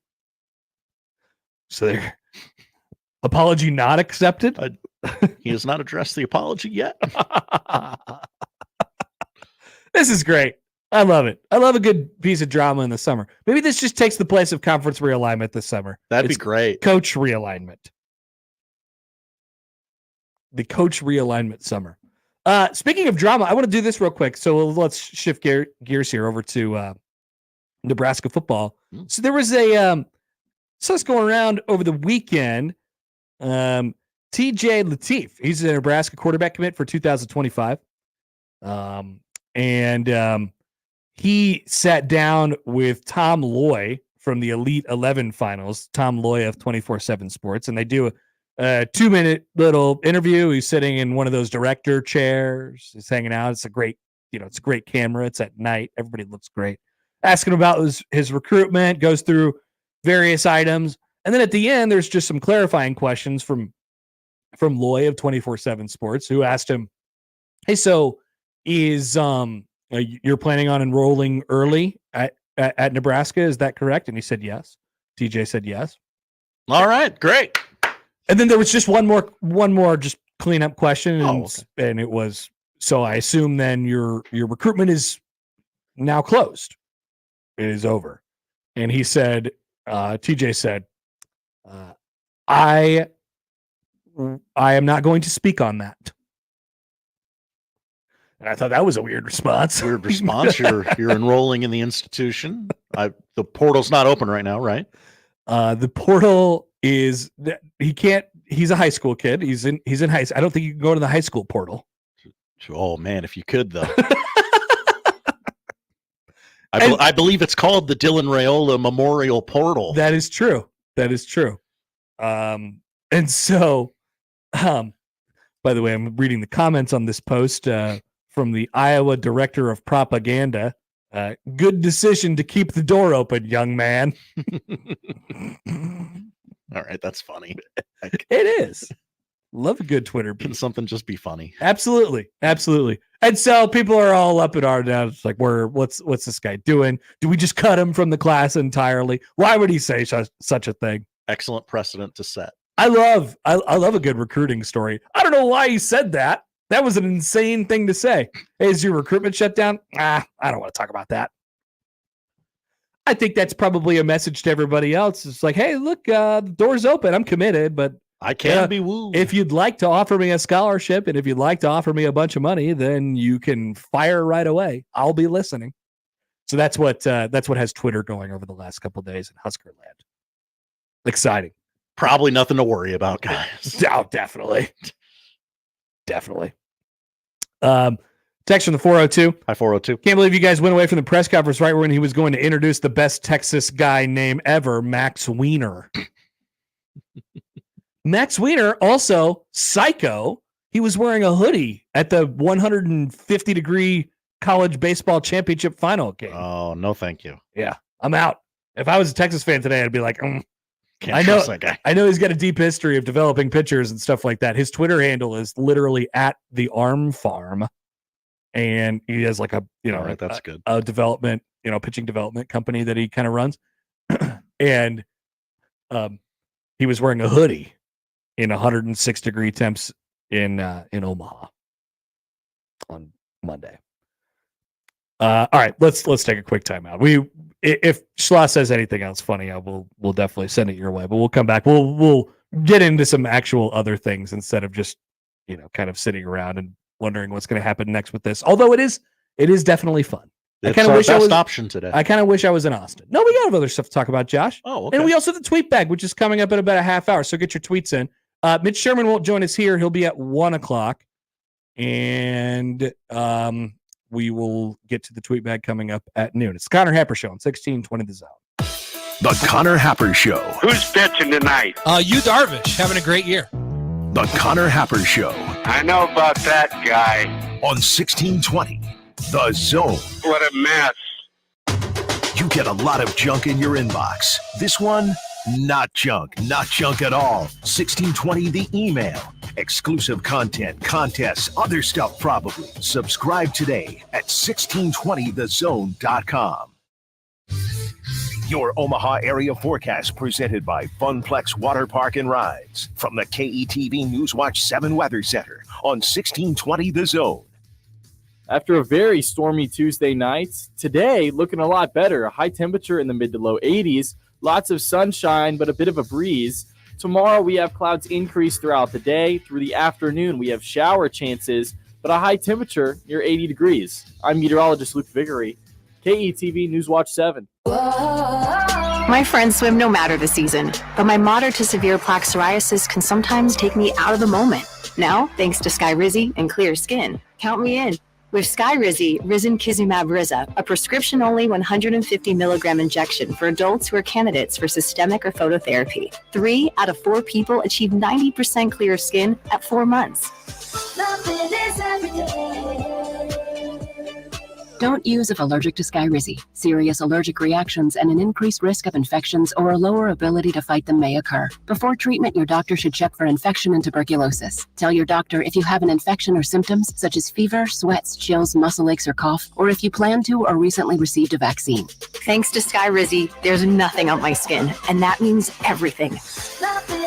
Ask your doctor today about Skyrizi, the #1 dermatologist-prescribed biologic in psoriasis, and visit skyrizi.com or call 1-866-SKYRIZI to learn more. Not to brag, but Progressive's Name Your Price tool is mankind's greatest tool ever. even better than the wheel. Sure, without the wheel, we wouldn't have modern transportation or funny videos of dogs riding skateboards. But without the Name Your Price tool, we wouldn't have easy access to auto insurance options based on our budget. And, well, cars do need wheels. They also need insurance, and insurance never goes flat. Learn more about the greatest tool ever, the Name Your Price tool at Progressive.com. Progressive Casualty Insurance Company and Affiliates. Price and coverage match limited by state law. Not available in all states. ZZ Top, the Elevation Tour. October 1st, Liberty First Credit Union Arena. Play all their classic hits. ZZ Top. On sale now at LibertyFirstCreditUnionArena.com or at the box office. Are you the decision maker in your company? Consider this. For the first time in decades, there's a better option for a corporate card and spend management platform. Meet Ramp, the only corporate card and spend management system designed to help you spend less money so you can make more. Most corporate credit cards offer points as incentives, but those points amount to less than their worth in real cash value. Ramp's business cards offer you cash back, real money in your pocket. Plus, you control who spends what with each vendor. And Ramp's software collects and verifies receipts automatically, which means you'll stop wasteful spending and close your books in hours instead of days. Businesses that use Ramp add up to 5% to their bottom line the first year. If you're a decision maker, adding Ramp could be one of the best decisions you've ever made. And now get $250 when you join Ramp for free. Just go to ramp.com/sports. Ramp.com/sports. RAMP.com/sports. Cards issued by Sutton Bank and Celtic Bank, members FDIC. Terms and conditions apply.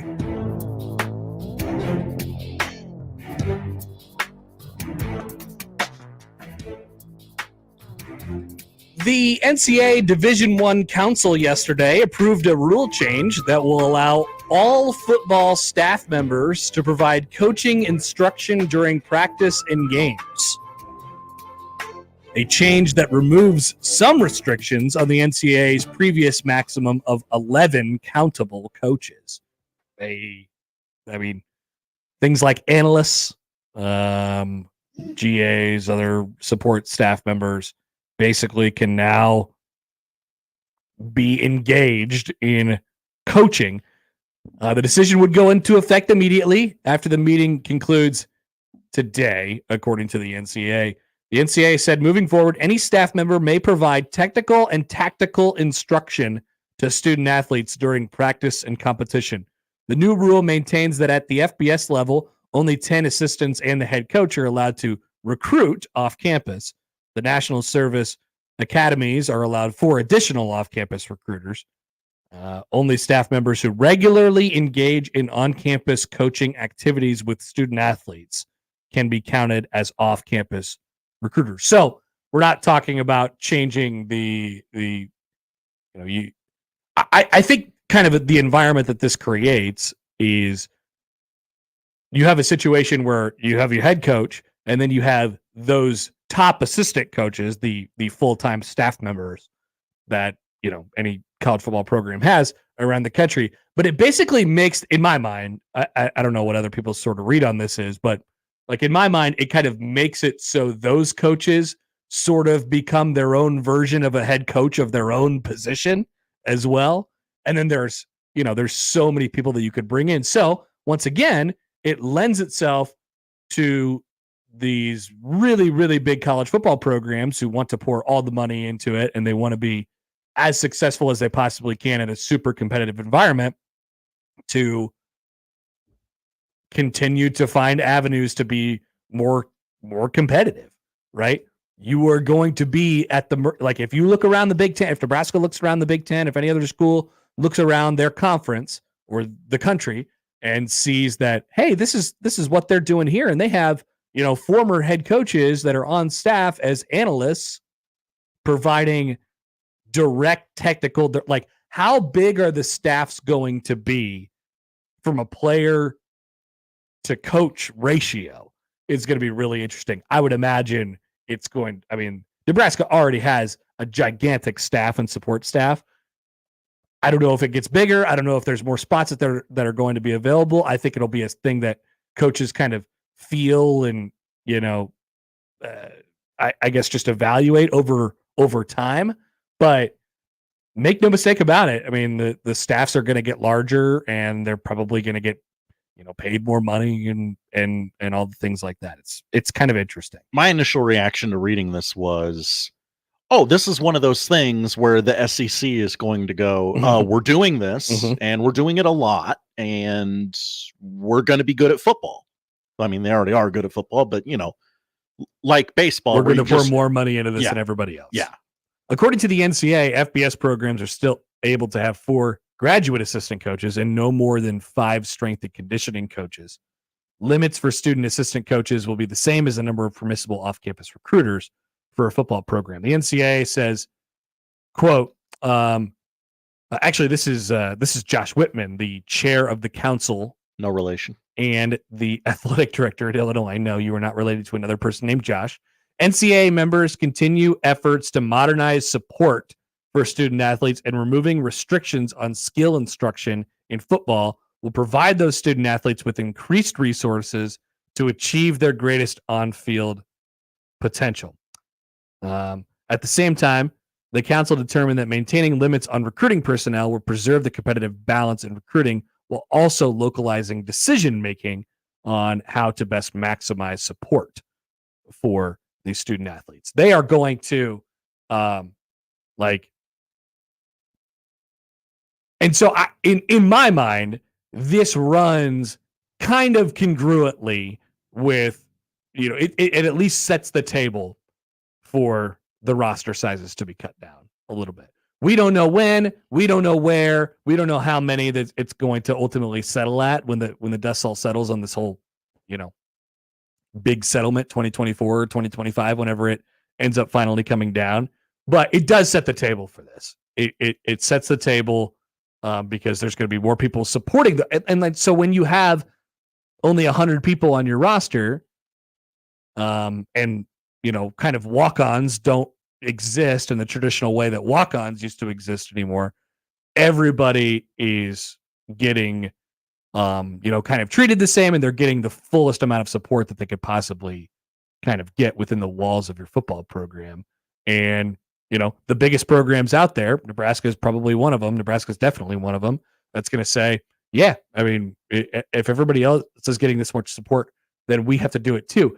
However, I do think there is a point where it does become too much. You have to be really organized as a staff in order to have this many people working for you. I think it's one thing that Rhule is actually pretty good at, because he demands a lot from his staff, and I think he is really on top of the things that they're doing on a day-to-day basis. But make no mistake about it, this is a gigantic operation.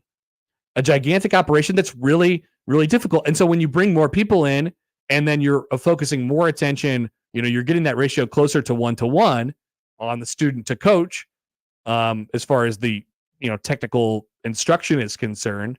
You got to really have a plan for all those guys. So the messaging needs to be the same, right? So does it help a program like Nebraska? But maybe.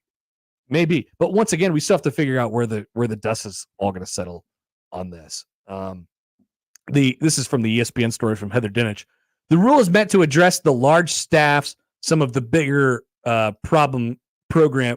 This rule is meant to address the large staffs of the bigger programs hire with the ambiguous titles such as quality control, coaches, analysts, director of player personnel, and player development. Instead of the gray area that existed before, which for many schools was a compliance nightmare, those staff members will now allowed to provide hands-on instruction. The rule isn't intended to be a green light for head coaches to hire 12 new assistants. Instead, the idea is to modernize the rule and allow for scenarios such as when fired head coaches are recycled onto other staffs under the guise of quality control, who previously might have ignored the rule to provide instruction.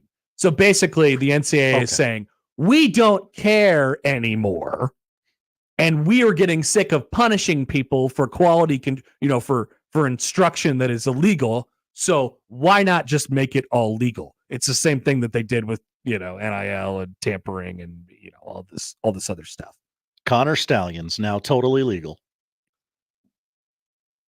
Connor Stallions now totally legal. Okay, let me think about this. Connor Stallions was I still think off-campus pre-game scouting Okay. is illegal, but he can provide the personal instruction. They're just removing the hoops. I see the Katy Perry card out there. That means they're going to run to the right. They're just kind of removing the hoops that I think these programs have to go through as it pertains to kind of like compliance and stuff like that. So, yeah, I think it sets the table for smaller rosters. We'll see what happens on that. And then you have to ask the question, okay, how are you going to handle this as a program? Like, and I'll say this for Nebraska's standpoint, I take quite a bit of comfort in that Matt Rhule, who's probably the best CEO as a head coach that Nebraska's had in a very, very long time. Like he's a football coach, so he loves coaching football, but he understands that his job is so much more than just coaching football and giving individual instruction and designing plays and drawing up plays. I think it positions Nebraska very well to be in a spot where they have a true CEO as their head coach, and he's the right person to either design the staff in the way that they want to, design it, or design a roster in whatever way they want to design it, and then execute it, because he, ultimately he is the voice at the top of things. We've seen it. I mean, with Riley, the idea was him to be the CEO, but then there was too many cooks in the kitchen, and they had a GM, and they had conflicting thoughts, and they were kind of allowed to do what they want to do, and it never really ran through Riley. And you're kind of asking the question at the end of the day, like, who's in charge here? That was a good setup. It just lacked the proper voice at the top, I think. Frost didn't give a crap about any of that stuff. He just wanted to coach. He just wanted to draw cool plays. I mean, and be really good at offense and defense and like the football playing stuff. That's why I maintain that Frost would be a pretty decent, coordinator if he decides that he wants to coach football again, which is, not so sure about that. Similar, I guess, with Callahan, and he could really recruit and understood quarterbacks and things like that. But Rhule is, you hope that he has some strengths in the the X's and O's portion and the game management portion. But make no mistake about it, like what he brings, I keep saying make no mistake about it. What he brings in the leadership in the CEO category of this, I think far outweighs what his shortcomings might be in game management. It prepares Nebraska to be in a position where everything else is the apparatus is good. The coaching staff, the people that you have working underneath them, and then the obvious messaging and all that stuff. Like, he is really, really good at all that, and maybe better than most of the other coaches in the country. Certainly better than most of the Nebraska, if not all the Nebraska coaches of the last 20 years here. Now, might be hard to argue that when they go out of the shotgun on 3rd and 1 and they don't get it, and people are like, this guy just doesn't hack it. And ultimately, that's what matters at the end of the day, wins and losses. But I think what he brings from a design and like big picture instructional kind of category is probably positions Nebraska to make that margin for error larger and larger and larger. I was going to say, make no mistake about it again. Wow. This that would have been the 4th time this segment. What's wrong with me? Like, what he brings to the table there is really important, especially in this day and age right now, where there's basically no guidance and nobody knows what this is going to look like in a year or 2 years. So for a coach to be in that position and have an idea of how they want it to look and how it's going to look without actually knowing the rules yet, but just having a really steady, solid plan, I think that's extremely important. Having a vision, it's huge at the moment. All right, we'll take a quick time out here. Any thoughts on that? We'll take them. Don't forget to get your questions in for the tweet bag coming up in 15 minutes. First, Josh has the odd news on 1620 The Zone. Big names, big games. We've got them all. 1620, The Zone. No one knows the importance of a great assist more than Lowe's and Leo Messi. That's why we've teamed up to give My Lowe's Rewards members 10 times the points when Messi makes an assist during CONMEBOL Copa America USA 2024. Activate this offer starting June 20th, so when Messi assists, you score. Shop the day after an assist to earn those extra points. Not a My Lowe's Rewards member? Join for free today. Visit Lowe's.com/Messi for more details. Equitable Bank. We take banking personally. EquitableOnline.com. I want to learn how to cook, but I keep ordering takeout. I plan to rearrange my closet, but I stopped after picking the clothes up off the floor. Accomplishing goals is hard, but when your goal is to learn a new language, Babbel makes it easy. In just 15 minutes a day, Babbel's award-winning language learning app will help you start speaking another language.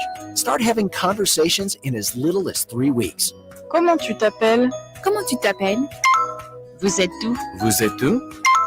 Babbel's bite-sized lessons make it easy to learn words and phrases you'll actually use. So when someone asks, "How's your French going?" you can say, Babbel est amusant et facilite grandement l'apprentissage d'une nouvelle langue. Et cela ne prend que 15 minutes par jour. When you want to really learn another language, it starts with Babbel.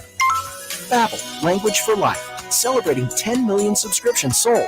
Now try Babbel for free at Babbel.com. Just go to Babbel.com and start learning a new language today. That's Babbel.com. Babbel.com. Howdy, Greg Wagner joining you from the Nebraska Game and Parks Commission. Time now for another Nebraska Outdoor Update. Hey, planning a trip to a state park? One of Nebraska's 76 state park lands? Excellent. But don't forget your state park permit, money for camping fees and other activities, a fishing permit if you want to wet a line, and oh yeah, a 6-foot leash for Scruffy, your pet. Thank you, and we hope to see you out there. By the way, you can get all kinds of information on the Nebraska State Park lands through the Game and Parks website. That web address is outdoornebraska.gov. Are you going fishing? I thought so. For proper catch and release fishing this season to ensure fish survival, I want you to remember these important things. Land the fish as quickly as possible. Handle the fish as little as possible. Keep the fish in the water as much as possible. And release the fish as fast as possible. Enjoy your fishing experience, and we'll see you out there. I'm Greg Wagner with Nebraska Game and Parks. Think about it. How prepared are you for the unexpected? Emergencies strike without warning.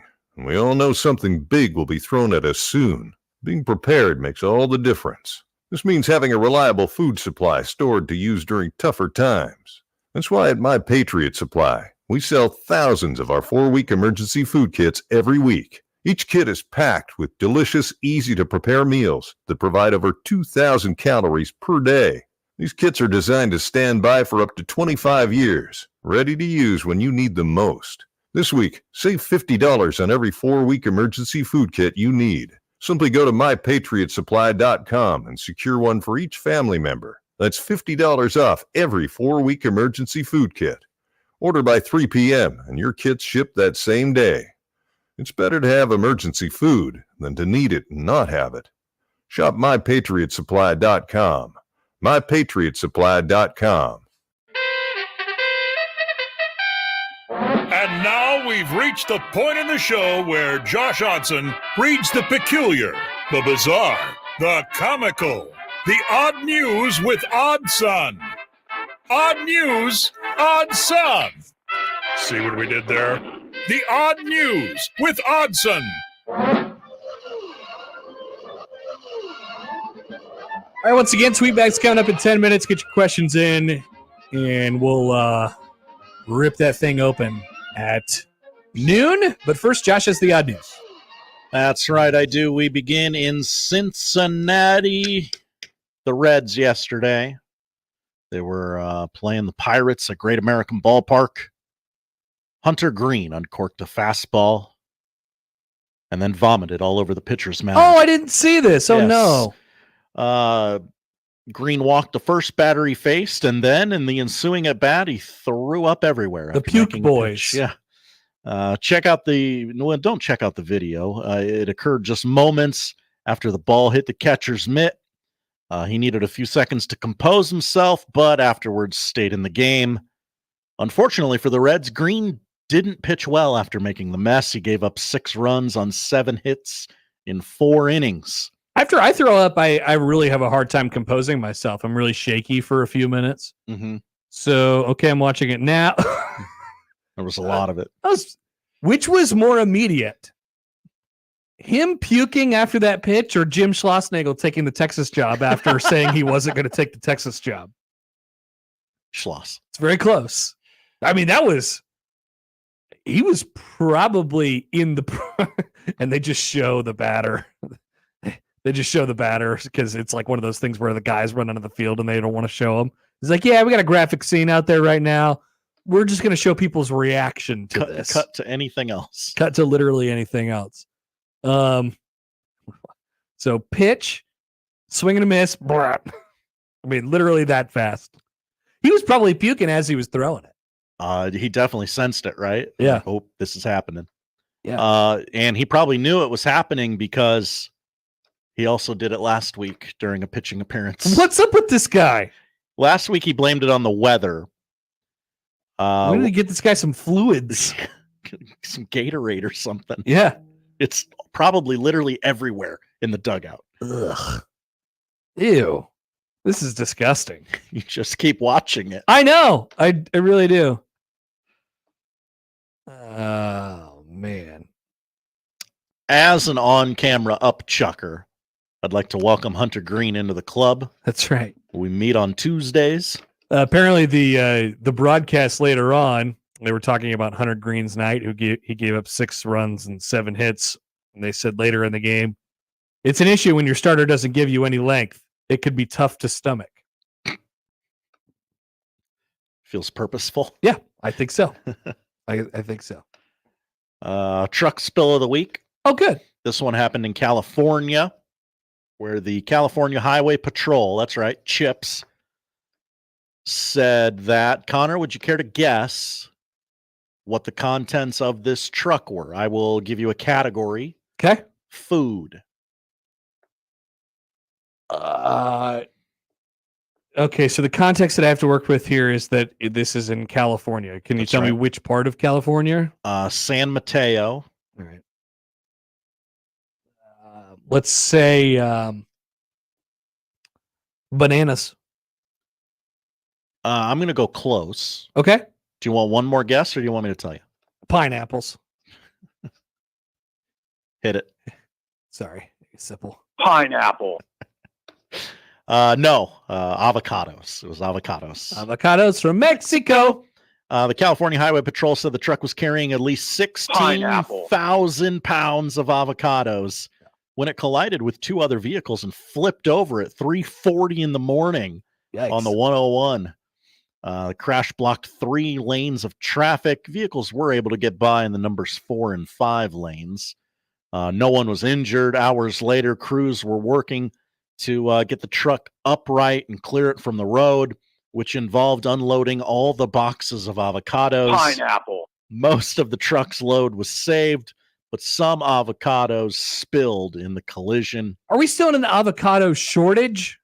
Was that ever a thing? Good question. I believe it was. I never know what's in a shortage and what's not. Sometimes I go to the store and I'll be looking for something and someone will come up to me and they'll say, "Oh yeah, no, we're in a big shortage of that right now."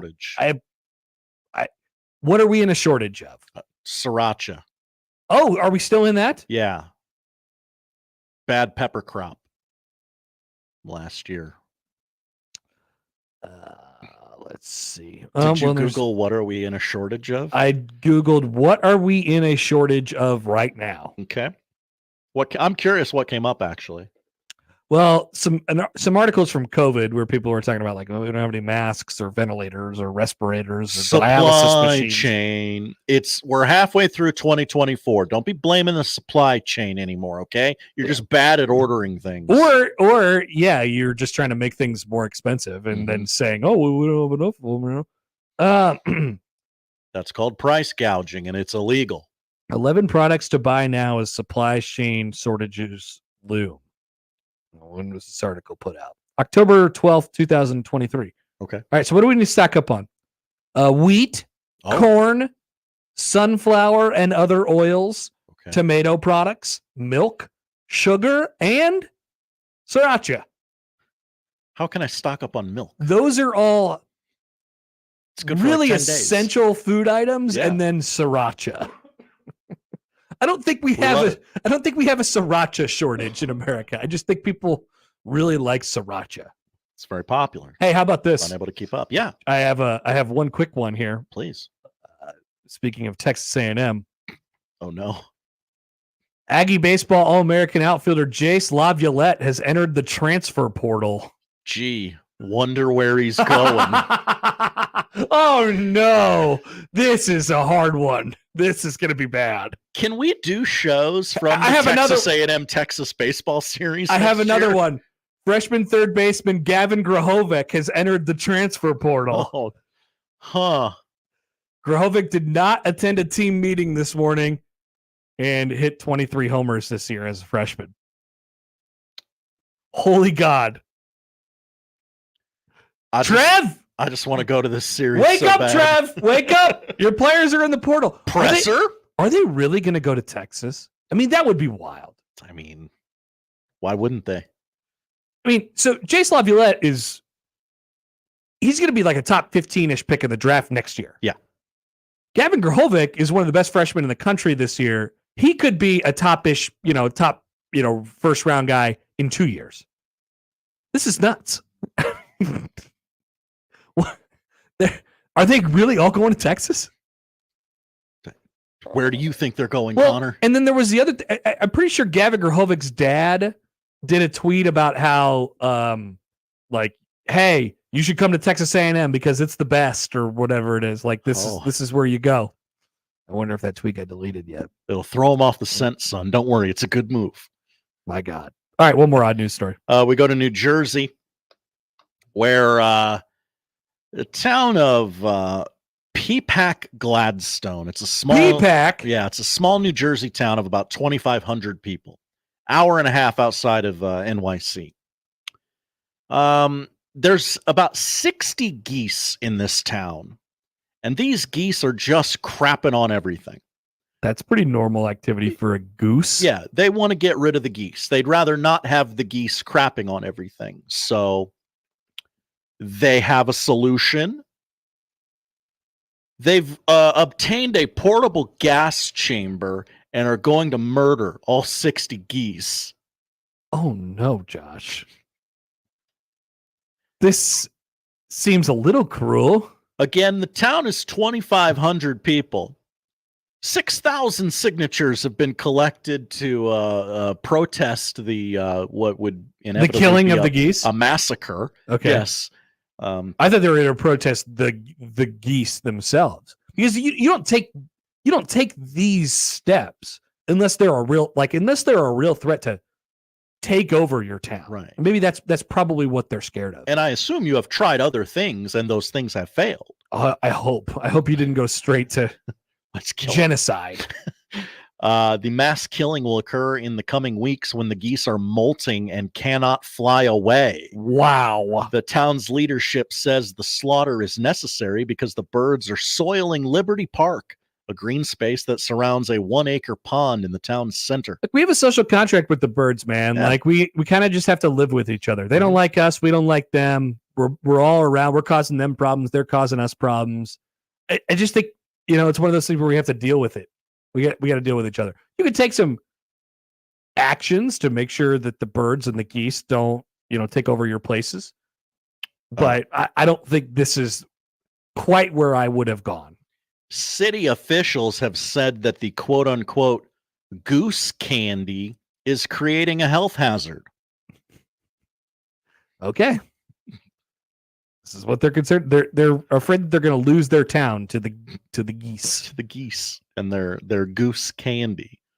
I don't really have like an end point to this story. I'm just telling you that this is about to happen. Okay. And I guess I'll keep you updated. I know a few people that aren't going to be very happy about this. Right. I look forward to PETA's response. This is one of those things where I'm reporting because I know there's going to be a follow-up. Hey, they tried, and many people said, no, you can't possibly be doing that. We were on the cutting edge here, Mm-hmm. I guess. All right. Thanks, Josh. Thank you, Connor. So one more thing here. Thanks, Chance, for tweeting this at us. I've seen it a couple other places as well. Here's what else is going on at the Jim Schlossnagle press conference. Oh, okay. Knowing he couldn't be seen in College Station on Tuesday, Texas AD Chris Del Conte waited outside of a cemetery for hours as Jim Schlossnagle traveled back to College Station from Omaha. Once the Aggies returned, Del Conte drove to Schlossnagle's home to seal the deal. So Chris Del Conte wanted to be in town to pounce when the Aggies arrived, and he was in town early, and so he waited at a cemetery for a while. I hope that somebody went to the cemetery yesterday and saw Chris Del Conte. Hey, Chris Del Conte is here. What's going on? I mean, quick follow-up question. Why couldn't Del Conte have just gone right to Schlossnagle's home? Well, maybe he didn't have a key. Didn't have a garage code. Maybe he's got security out front. They would know the guy. I don't know. He had to go to the cemetery. Wait in the driveway. He couldn't sit and wait at a Chipotle for a couple hours. No, he had to go to the cemetery. Incredible. I feel like he chose to make it weirder than it needed to be. Probably. But these ADs, man, they move in silence. Real G's move in silence like lasagna, Josh. Lasagna. That's right. All right, Tweet Bags next here on 1620 The Zone. The Connor Happer Show. Follow us on Twitter @Happer Show for all the latest news and views. We may even say something interesting once in a while. Unlikely. Really, guys? Live from the Host Coffee Studio, this is 1620 The Zone. At Athletico Physical Therapy, our favorite patients are the impatient ones. The ones who don't want to wait 3 months to see a specialist or wait until that little pain becomes a big one. The ones who know that Atletico's therapist can help them take the recovery into their own hands. Our favorite patients are the ones who just can't and won't wait because they don't have to. So get a little impatient and start with physical therapy at Atletico. With no prescription needed in most states to get started, you'll be right back at it in no time. Schedule your free assessment at atletico.com. Fellow Nebraskans, we need your help getting signatures to finally legalize medical marijuana. We only have 3 weeks left. Get to our state's best liquor stores, wine, beer, and spirits today and sign. Support us at nmm2024.org to make donations. Let's go. Twisted Thunder Fireworks is going to save you big money. You'll find the best variety and the lowest prices in the entire state of Nebraska. Don't believe us? See page after page of products and pricing online at twistedthunder.com, where you can watch everything before you buy and choose local pickup so it's ready to go for you at the tent. Go to twistedthunder.com to check out all of our locations in Nebraska as well as our location in Council Bluffs. That's twistedthunder.com. eBay Motors is here for the ride. Go ahead, feel your engine. Admire that perfectly installed exhaust. Your vehicle's moving along this freeway like it was made from fresh installs and a whole lot of love. With eBay Motors, you get over 122 million parts to keep it running. And with eBay Guaranteed Fit, they'll be the perfect fit every time. Plus, at these prices, well, we're burning rubber, not cash. Keep your ride or die alive at ebaymotors.com. Eligible items only. Exclusions apply. Getting quality employees to fill positions in your company is essential. But finding those people can be a major hassle, unless you use ZipRecruiter. ZipRecruiter makes finding quality people a breeze. And right now you can try it for free at ZipRecruiter.com/radio. With ZipRecruiter, one click sends your job to hundreds of top job sites. But more than that, ZipRecruiter's advanced technology identifies the candidates with the skills you need, sends you a list of great matches to review, then actively invites them to apply for your job. And the results speak for themselves. 4 out of 5 employers who post on ZipRecruiter get a quality candidate within the first day. That's right, the first day. Now you can focus on your business and let ZipRecruiter do the work finding the best people for you. See for yourself. Experience the ease, efficiency, and power of ZipRecruiter for free. Just go to ZipRecruiter.com/radio. That's ZipRecruiter.com/radio. ZipRecruiter.com/radio. Hi, we're the Goo Goo Dolls. We're fortunate that we can give our daughters everything they need to grow and learn. But not every child can focus on classes and play dates. Nearly 13 million kids in the U.S. face hunger. That's 1 in 6. School lunch might be their only meal each day, and it's heartbreaking to imagine any child going to bed hungry. We're dreaming of a perfect day when kids can smile, play, and just be kids without worrying about where their next meal will come from. Feeding America is working to make that perfect day a reality. Each year, the Feeding America network of food banks rescues billions of pounds of good food that would have gone to waste. That food is given to families and children in need. Being a kid should be about doing things that make an ordinary day extraordinary. Learning to play an instrument, building a sandcastle, hosting tea parties. Hunger should never be an obstacle to growing up. You can help end childhood hunger in your community by visiting feedingamerica.org. Brought to you by Feeding America and the Ad Council. Tickets for less. Best seats, best prices, no service fees. Shop ticketsforless.com. KOZN Bellevue, Omaha, Council Bluffs. This is 1620 The Zone.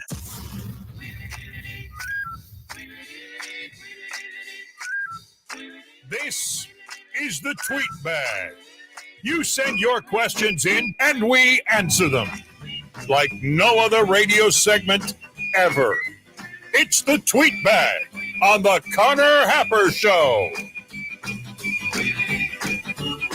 Yes, indeed. It's time for the Tweet Bag. Send us some tweets. But remember, tweets can come in the form of an email, a comment on YouTube, a comment on ZoneTV.live. Oh, that's a trendy way to do it. A text.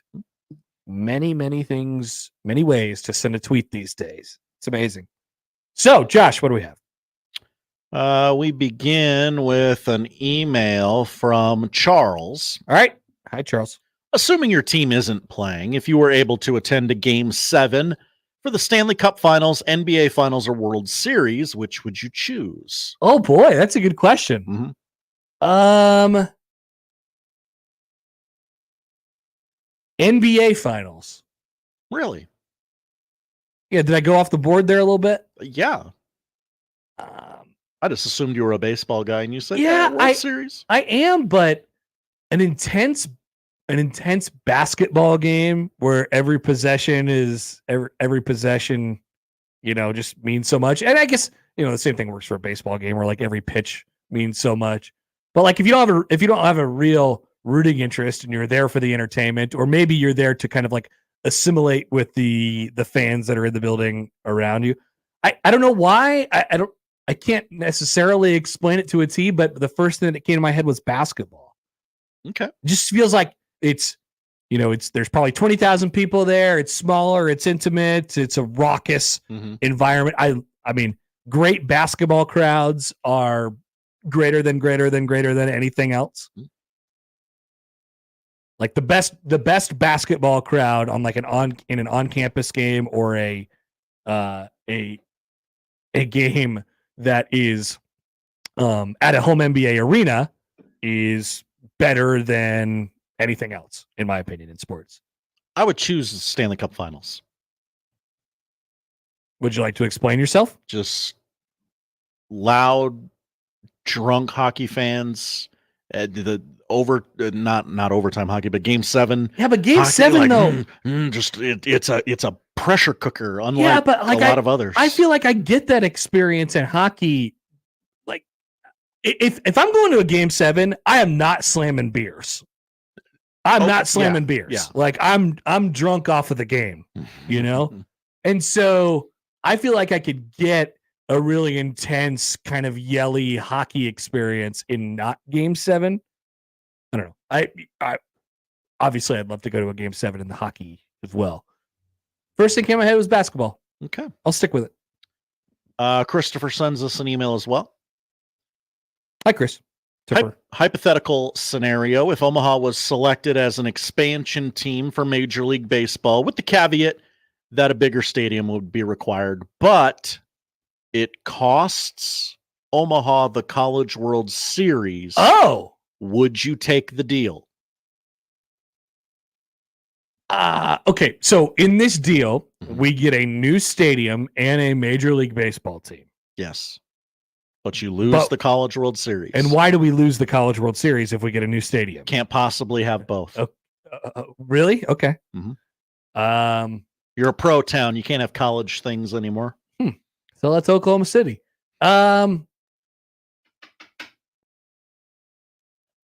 Yeah. I guess so. Okay. Although I would hate to see that event leave, and it would be difficult to see it anywhere else. Indianapolis. But if the natural progression is for us to advance into major league territory, professional territory, I think you got to take whatever opportunity comes to you. And, brand new ballpark. So this comes up. I guess so. And this is money. And by the way, I don't care about the other. I don't care about what the city spends on their money on. I really don't. You make a streetcar. I don't care. So this comes up a lot. We often get asked, like, Omaha could have a baseball team. Omaha could do it. Omaha could do it. Yeah, I don't think so.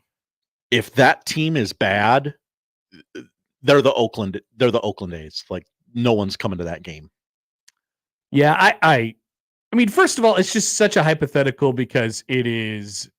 I mean, Omaha would be like there'd have to be 40 MLB teams for Omaha to have a team. Right. You know what I mean? So like they're like way down the list. And it's never proven that it can have a professional sports franchise before, although it's supported various other things. I just don't I don't think Omaha's really close to getting that type of thing. And you're asking a lot. Like you're probably building a 35 to 40,000 seat stadium that will have to probably get at the very least like 15 to 20,000 a night to make it work or to make it look good. Right. It's hard. 81 times a year. It's hard. You got to put it in the right place and the team has to be good. I agree. So I don't want to lose a College World Series, to be fair, but if given the option, you're setting me up with all these things. Yeah, I guess I'll take the MLB team. Oh, I've just gotten word in our who else is in the transfer portal? In our email here that the Gretna Outlet Mall is proud to announce that the world champion Texas Rangers are moving to the Gretna Outlet Mall. So they're going to play there every day. They're going to be the Omaha Rangers on Big Lake. This is exciting. They're going to have right next to the hockey team. And the USA Volleyball or whatever that was. Yeah, a lot of great ideas coming out of Gretna these days. A lot of great ideas and not much else. Yeah. Not much follow through on those ideas. Kip sends us an email. A lot of emails today for the tweet bag, which is fine. That's good. We love that. We also have tweets, by the way. We do. Why don't they make NBA sideline chairs tall to begin with? They all use those silly booster seats. Why don't they make NBA sideline chairs tall? What does that mean? They bring those collapsible stools out all the time. Kip wants to know why they don't have like a taller chair for the tall NBA players. Kip. Okay. I think there's a practical reason why. Because the chairs are really easy to move and they're not on the court all the time. Interesting. Does that make sense? But I will bargain with you here, Kip. It does look funny when a big, tall NBA player with long legs sits in one of those chairs. It does look really funny. Now, does making the chair taller help? I don't know, because usually the taller a chair gets, the skinnier a chair gets. And then good point. Then we're losing our support. We're losing our lumbar support.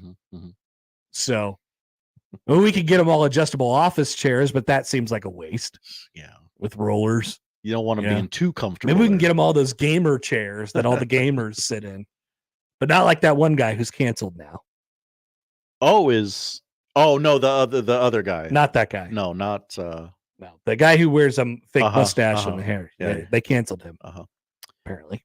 Good, great question. Thank you. Mr. Rick tweets in. Mr. Rick. Can you smell the gunpowder in the air? Not yet. Oh, it's a war zone in my neighborhood. I was heading home from, I guess it was probably the Saturday night game, the first game of the championship series. So that would have been what, June 22nd or something like that, 23rd. Everywhere. I mean, I took the interstate back home. To my left, there's fireworks. To my right, there's fireworks. You would have thought that it was the 4th of July that night. I just felt like that was inappropriate. Let me take the conversation here. I received a correspondence in my door yesterday afternoon A flyer of some sort? Yes, a flyer saying that, hey, this letter is to inform you that we have asked the city and received permission to block off the block on the 4th of July from 4 p.m. to 11 p.m. And we're just letting you know that your street's closed. That your street is closed. But you can still leave and come back. Can I? Yes. This letter makes it sound like I'm a prisoner in my home. I don't think so. I don't think that's actually legal. It sounds awful. No, they're gonna put up the roadblock sign at the end of the block, and it's gonna say no through traffic. So cars don't come through the street. But if you live on the block, you can go to your house. And I can get out? Yeah, either you have to move the sign out of the way, or the sign is off to the side. My street's not going to be littered with rubes lighting off fireworks. No, it is. It is. That's the point. Ooh, look what that one did. It did the same thing it's done for the last 45 years. The street will be littered with rubes, unfortunately, Josh. Yes, this is something that even if your street is not closed and it does not have a sign in front of it, you have to contend with every single year. You're driving through the war zone, coming back from whatever event you're at on the 4th of July. You'll have to deal with this, but I don't think it should affect your comings and goings on the 4th of July. That's my real concern. I can the neighborhood loves America. Who among us doesn't love America? Yeah. But I just want to be able to go get a taco if I feel the need to go get a taco. Yeah, but you're not going to go get a taco. I'm not. That's the thing. You just want to have the option to go get a taco. Yeah. You're not going to go get a taco, though. Trust me, you're not going to go anywhere. You're not going to have anything to do with any of this. No, I'm going to take a couple of gummies and I'm going to try and chill the bleep out. Wow, nice. Like Sour Patch Kids, I assume? Yeah. Okay. Poll question up at Happer Show. Will the street be littered with rubes? You're gonna be like Chris Russo. Chris Russo. Call Fat Rob. I pop half a gummy and I call Fat Rob and I put in my bets. Sit on my couch. You'll be fine. Here's a sillier question from No Bozos on Twitter. No Bozos. How do Amish couples know if it's a romantic candlelit dinner or just regular dinner? Maybe everything's romantic if you're Amish. Oh, interesting. I mean, life is romantic. There's probably flowers on the table if it's a romantic candlelit dinner. There's no technology anywhere. Right. You have to talk to each other. I mean, like maybe that's why they do it. It's for the romantic candlelit dinners. maybe that's why they do it. I don't know. It would be hard to differentiate, though. It would be hard. Like if your entire life is romantic in a way, then is really none of your life romantic? I mean, the meal. Like, are you having a nice steak, or is it just like we're having leftover goulash? I churned some butter today. You can butter your roll with it, honey. That's a great question, and I'm not sure about the answer to it, but I would say that they probably have a hard time differentiating. Okay. Maybe it's the answer lies somewhere in the quality of the candle. Oh. Well, it's probably made there at the compound. Yeah, but I would assume that they have kind of like their fancy candles and they're just regular everyday candles. White wax everyday candle. Yeah. Red wax. Yeah. Special occasion. Yeah. Yeah. So maybe it's in that. Uh-huh. It's in there somewhere. Sky tweets in. Hi, Sky. What's the best road trip music genre? Great question. I'm going to defer to you on this one. Why? You're more of music than I. Ooh. I'm a little more like Josh Peterson, where you listen to music as a treat. No, you don't. You don't listen to music, Josh? What do you listen to? Not really. What do you when you drive home from work? What do you listen to? It is either a podcast or I enjoy the silence. Are you serious? Yeah. You sit in silence? There's a lot of noise in my life. Wow. Silence. Silence. Yeah. You're weird, man. I like that. That's okay. That's cool. I understand it's a weird choice. Like, I'm okay with that. You know what's funny? I could actually kind of see that. I could kind of picture that. It's like Josh gets in his car and nothing happens, and he just drives home, doesn't say a word, and that's it. We got the 4-hour show, which is constantly noise, and then I'm going to pick up a 5-year-old where it's just constantly noise for the next few hours. Papa needs everyone to shut the hell up for 20 minutes. Interesting.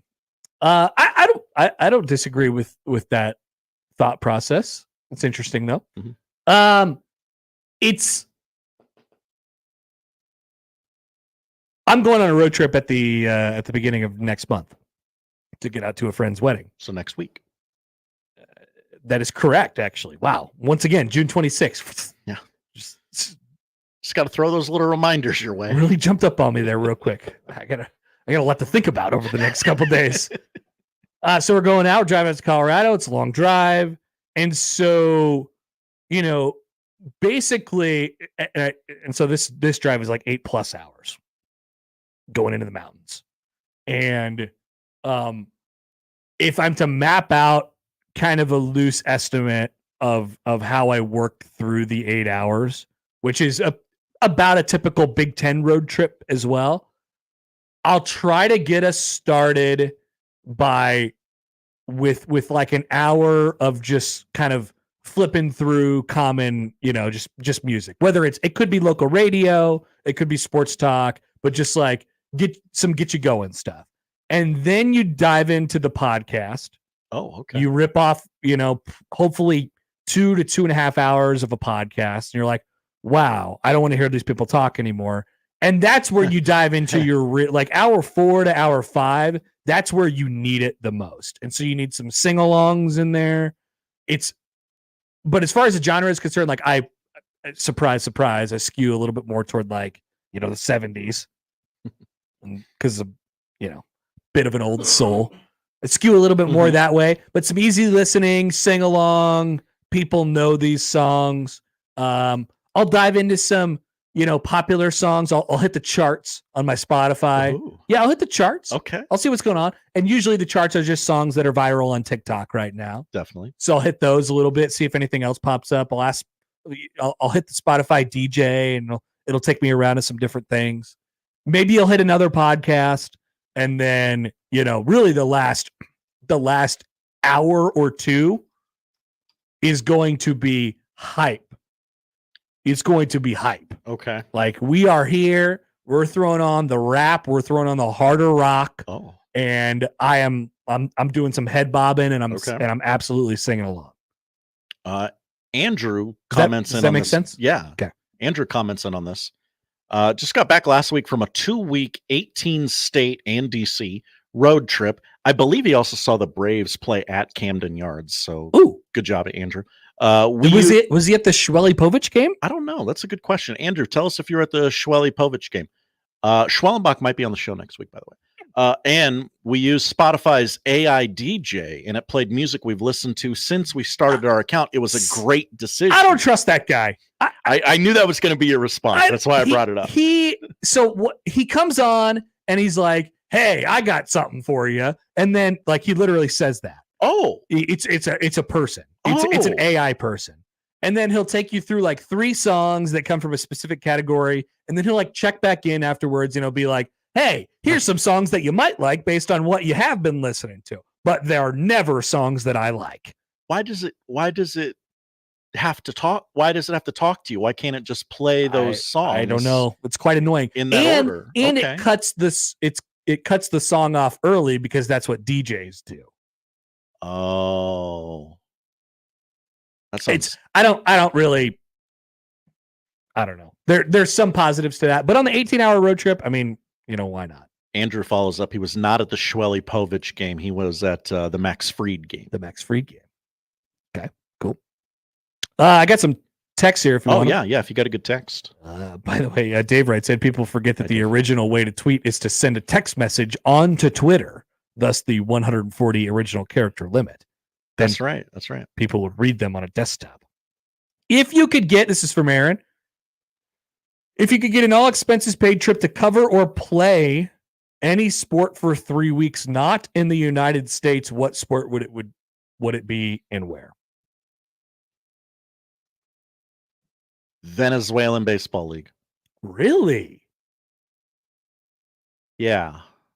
You? I don't have the stamina to run around a soccer pitch. I thought you don't like noise. Well, now you could play or you could cover the sport. Okay. But you're getting I can cover it. You're basically getting your trip paid for, and you're going to immerse yourself in the culture of whatever you're going to for 3 weeks. And the Olympics is not an option? I don't know that it's not an option. It can be. I would love to cover the Olympics. You like to go to the Olympics? Yeah. You might have a chance in Summer. 4 years. Summer. When it's in LA. And Oklahoma City. And Oklahoma City. People forget about that. I think I would. I got two things that popped in my head immediately. Like to, as much as I hate on soccer, and we all hate on soccer in this country, to go over there and do it as they do it, and maybe eat some beans and stuff like that, like the British people do. The Welcome to Wrexham's getting to you, isn't it? I like that show a lot, and to go check out some Premier League soccer, or a town like Wrexham where it's a small town, but the whole town kind of gets up for it. It's kind of like a college town type of feel, but they're super into it. I think that'd be really cool to do that for a few times. The second thing that came to my mind was some Australian rugby or something like that. I don't know what they get fired up for in Australia, but I do want to go to Australia. Would love to go to Australia.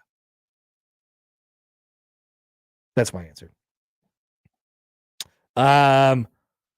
Let's see. Cody writes in on the baseball stadium.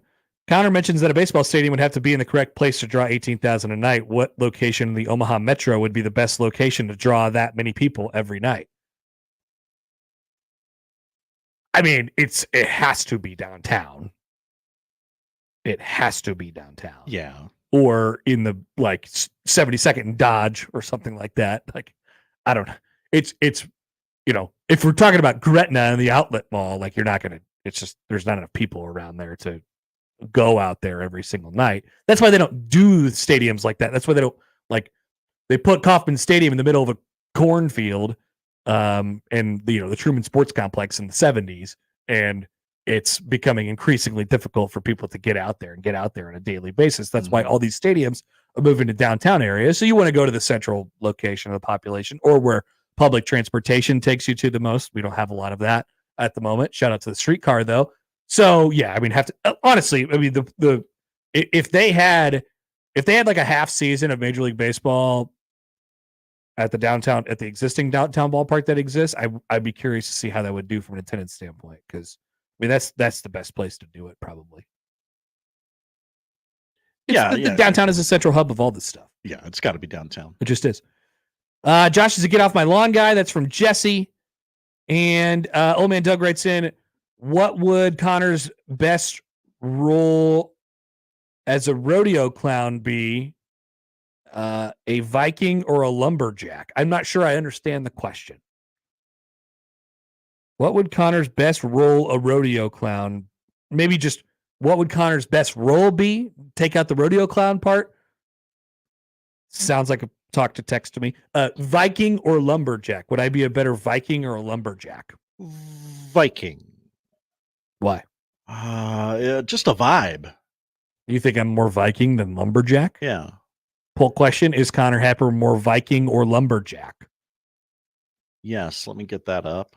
Which one's more muscular? They're both pretty muscular, Yeah, I right? think they're different types of muscular. You don't think I could rock a flannel and I think swing an axe? I think you'd look great in flannel. I bet I could. I don't have the hair to be a Viking.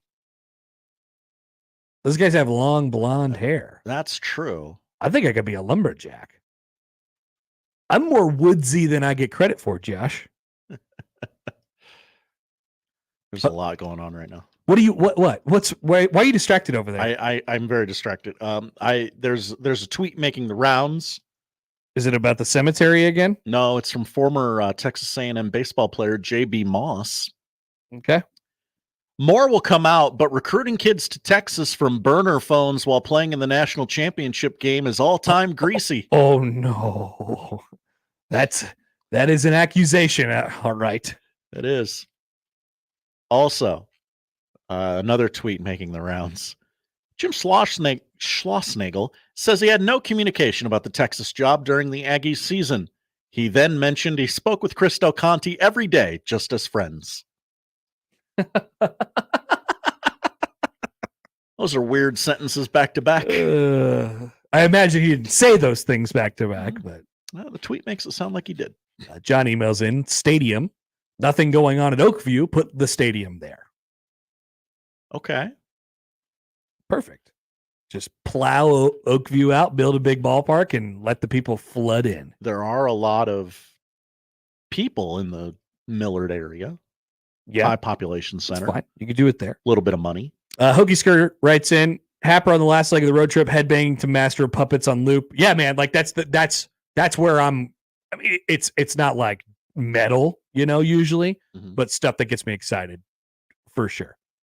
Because you're just trying to grind out that last couple hours any way you can. You're trying to get the sense that you're here, and you're also trying to be excited when you get out of the car. You probably got stuff to do later that day. Yeah, because once you get there, there's a science to this. Generally, what time do you generally get there? Do you get there like at night, or depends on how long the trip is? In this case, I'll leave as early as I possibly can to get there as early as I possibly can. Yeah. So you can do things, not so you can just kind of plop in the hotel room, right? Exactly. Yeah. Yeah. Because I got stuff to do. I'm not wasting a second on that vacation.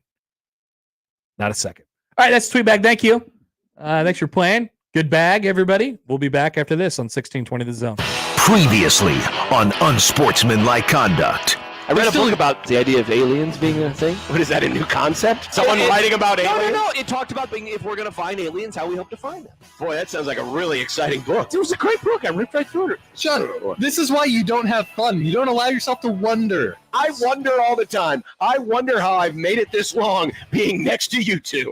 Unsportsmanlike Conduct with John Bishop and Josh Peterson. Weekdays 2 to 6 on 1620 The Zone.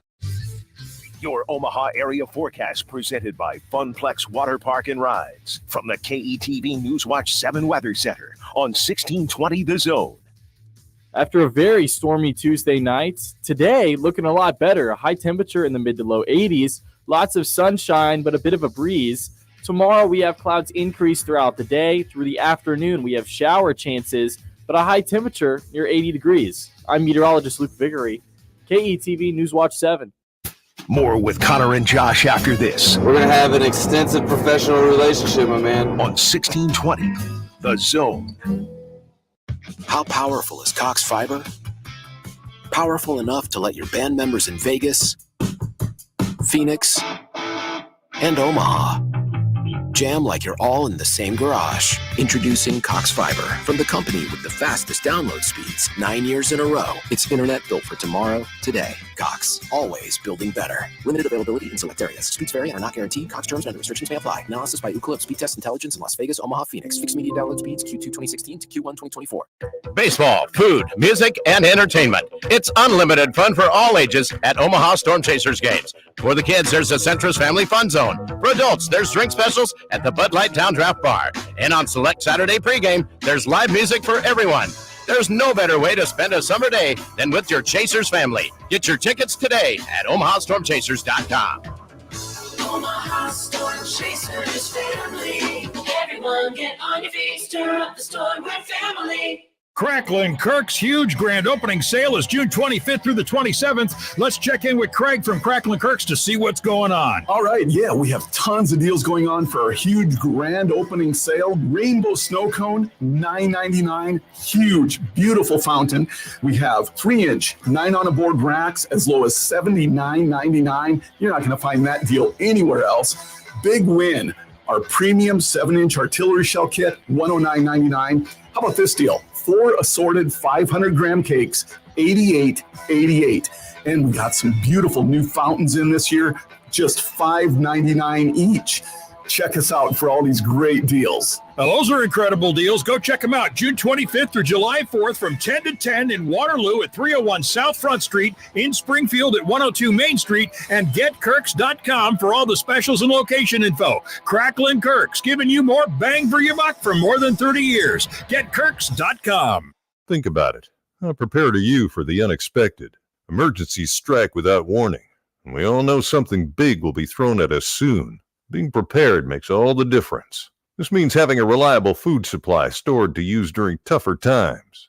That's why at My Patriot Supply, we sell thousands of our 4-week emergency food kits every week. Each kit is packed with delicious, easy-to-prepare meals that provide over 2,000 calories per day. These kits are designed to stand by for up to 25 years, ready to use when you need them most. This week, save $50 on every 4-week emergency food kit you need. Simply go to mypatriotsupply.com and secure one for each family member. That's $50 off every 4-week emergency food kit. Order by 3 p.m. and your kit's shipped that same day. It's better to have emergency food than to need it and not have it. Shop mypatriotsupply.com. mypatriotsupply.com. Hey, you hear that? That's the sound of loose change in your pocket reminding you to buy a 99-cent medium pound drink from Casey's. So the next time you hear this, you already know where to go. 99-cent medium pound drinks. It's not crazy. It's Casey's. How do you celebrate the expansion of Lindley Clothing with the addition of Well Suited? Well, you have a BOGO 50% off sale. Right now, Lindley Clothing, buy one, get one 50% off sale on suits and sports coats. Buy one suit or sports coat at regular price and get a suit or sport coat of equal or lesser value at 50% off. Now, the sale is going on now, but it ends with a bang on July 3rd. If you haven't been to Lindley Clothing, get there now and check out Well Suited as well. More sizes, more styles, more selection. In the Linden Market at 132nd and West Dodge, you'll enjoy easy access to Lindley Clothing.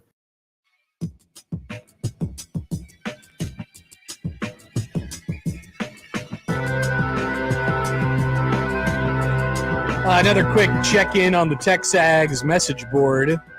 Oh, yeah. Just going to read you a prompt, a topic, and then the first 3 posts after it. Is this the Aggie equivalent of a hashtag topic alert? Kind of, okay. Yeah. The topic alert that is being talked about in this thread is, does Schloss feel like someone at A&M wronged him in some way? Here's the first 3 responses. Only thing I could think of for such a pathetic way to handle things. Whoa. Almost like he was trying to do it in the most disrespectful and harmful way possible. Then Haug80 writes in, absolutely, this was malicious. This was coordinated through our friends in Austin, Chris Del Conte, and Schloss to inflict maximum damage. It is personal. And then Fat Bob writes in. Fat Bob? Fat Bob, not Fat Rob. It can all be explained by personal interest if it benefits him more as the new coach at Texas to cause as much harm to the in-state rival as humanly possible, which he was in the exact perfect position to do. Think Red Wedding in Game of Thrones. Oh.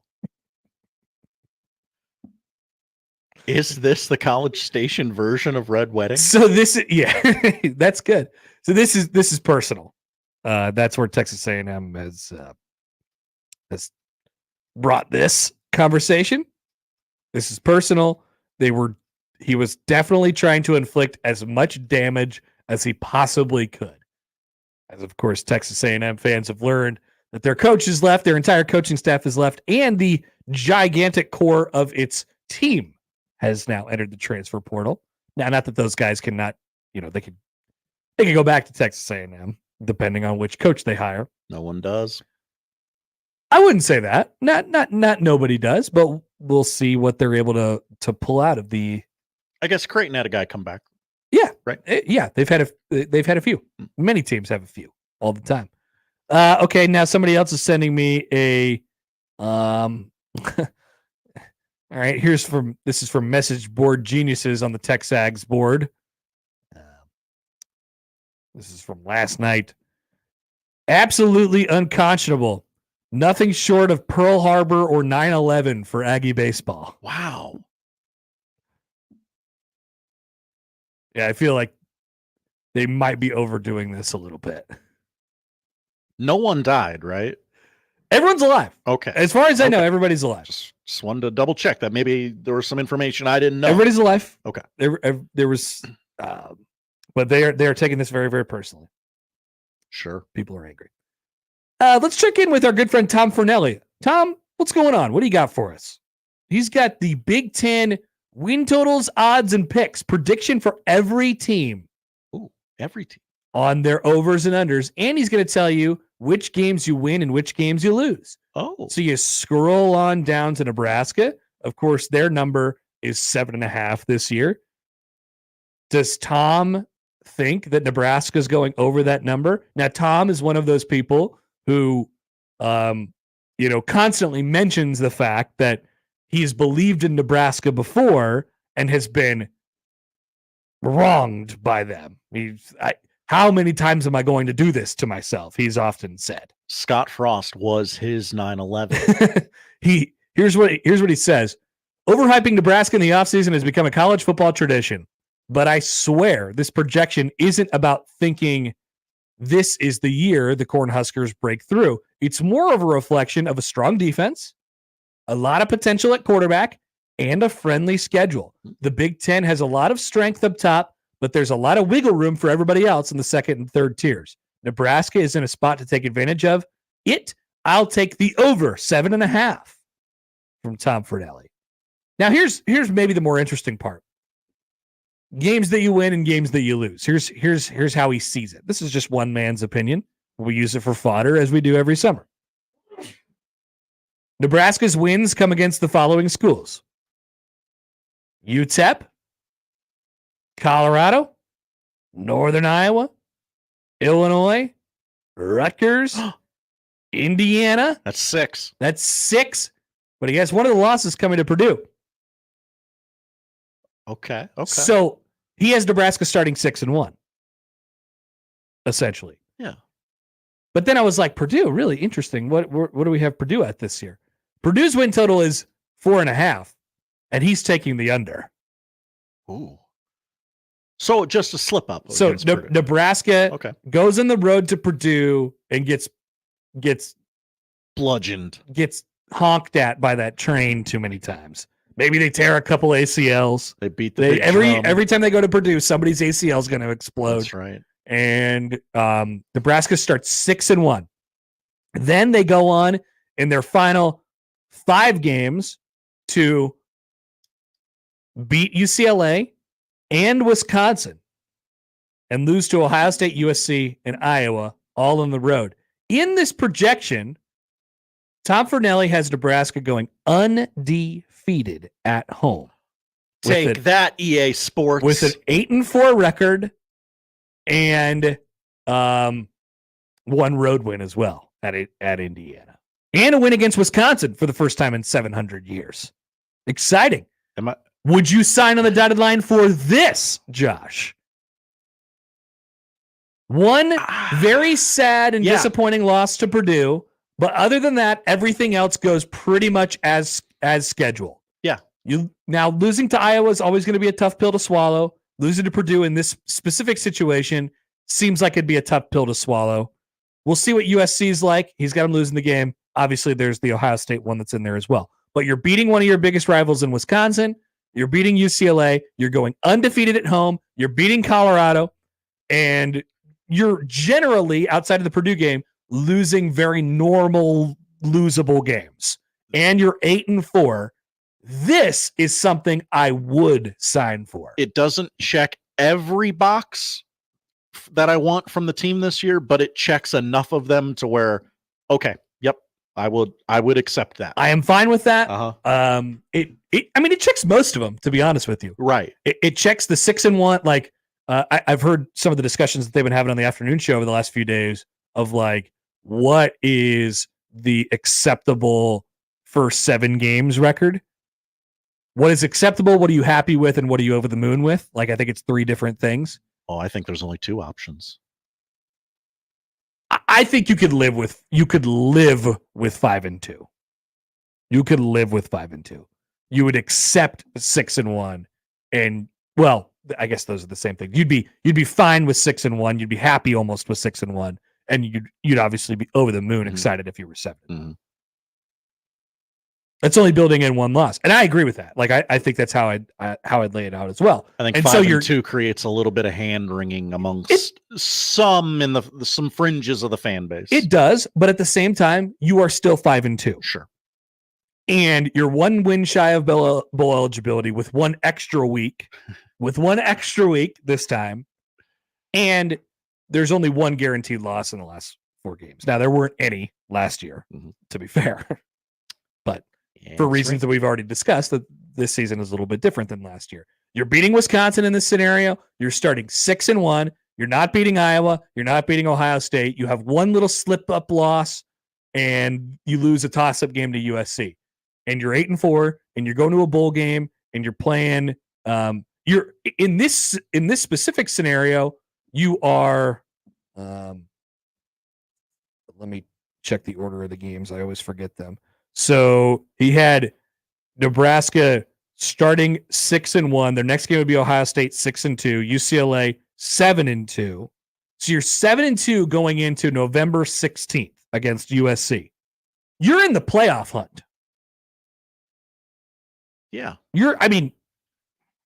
Kind of. Like you are kind of in the playoff hunt.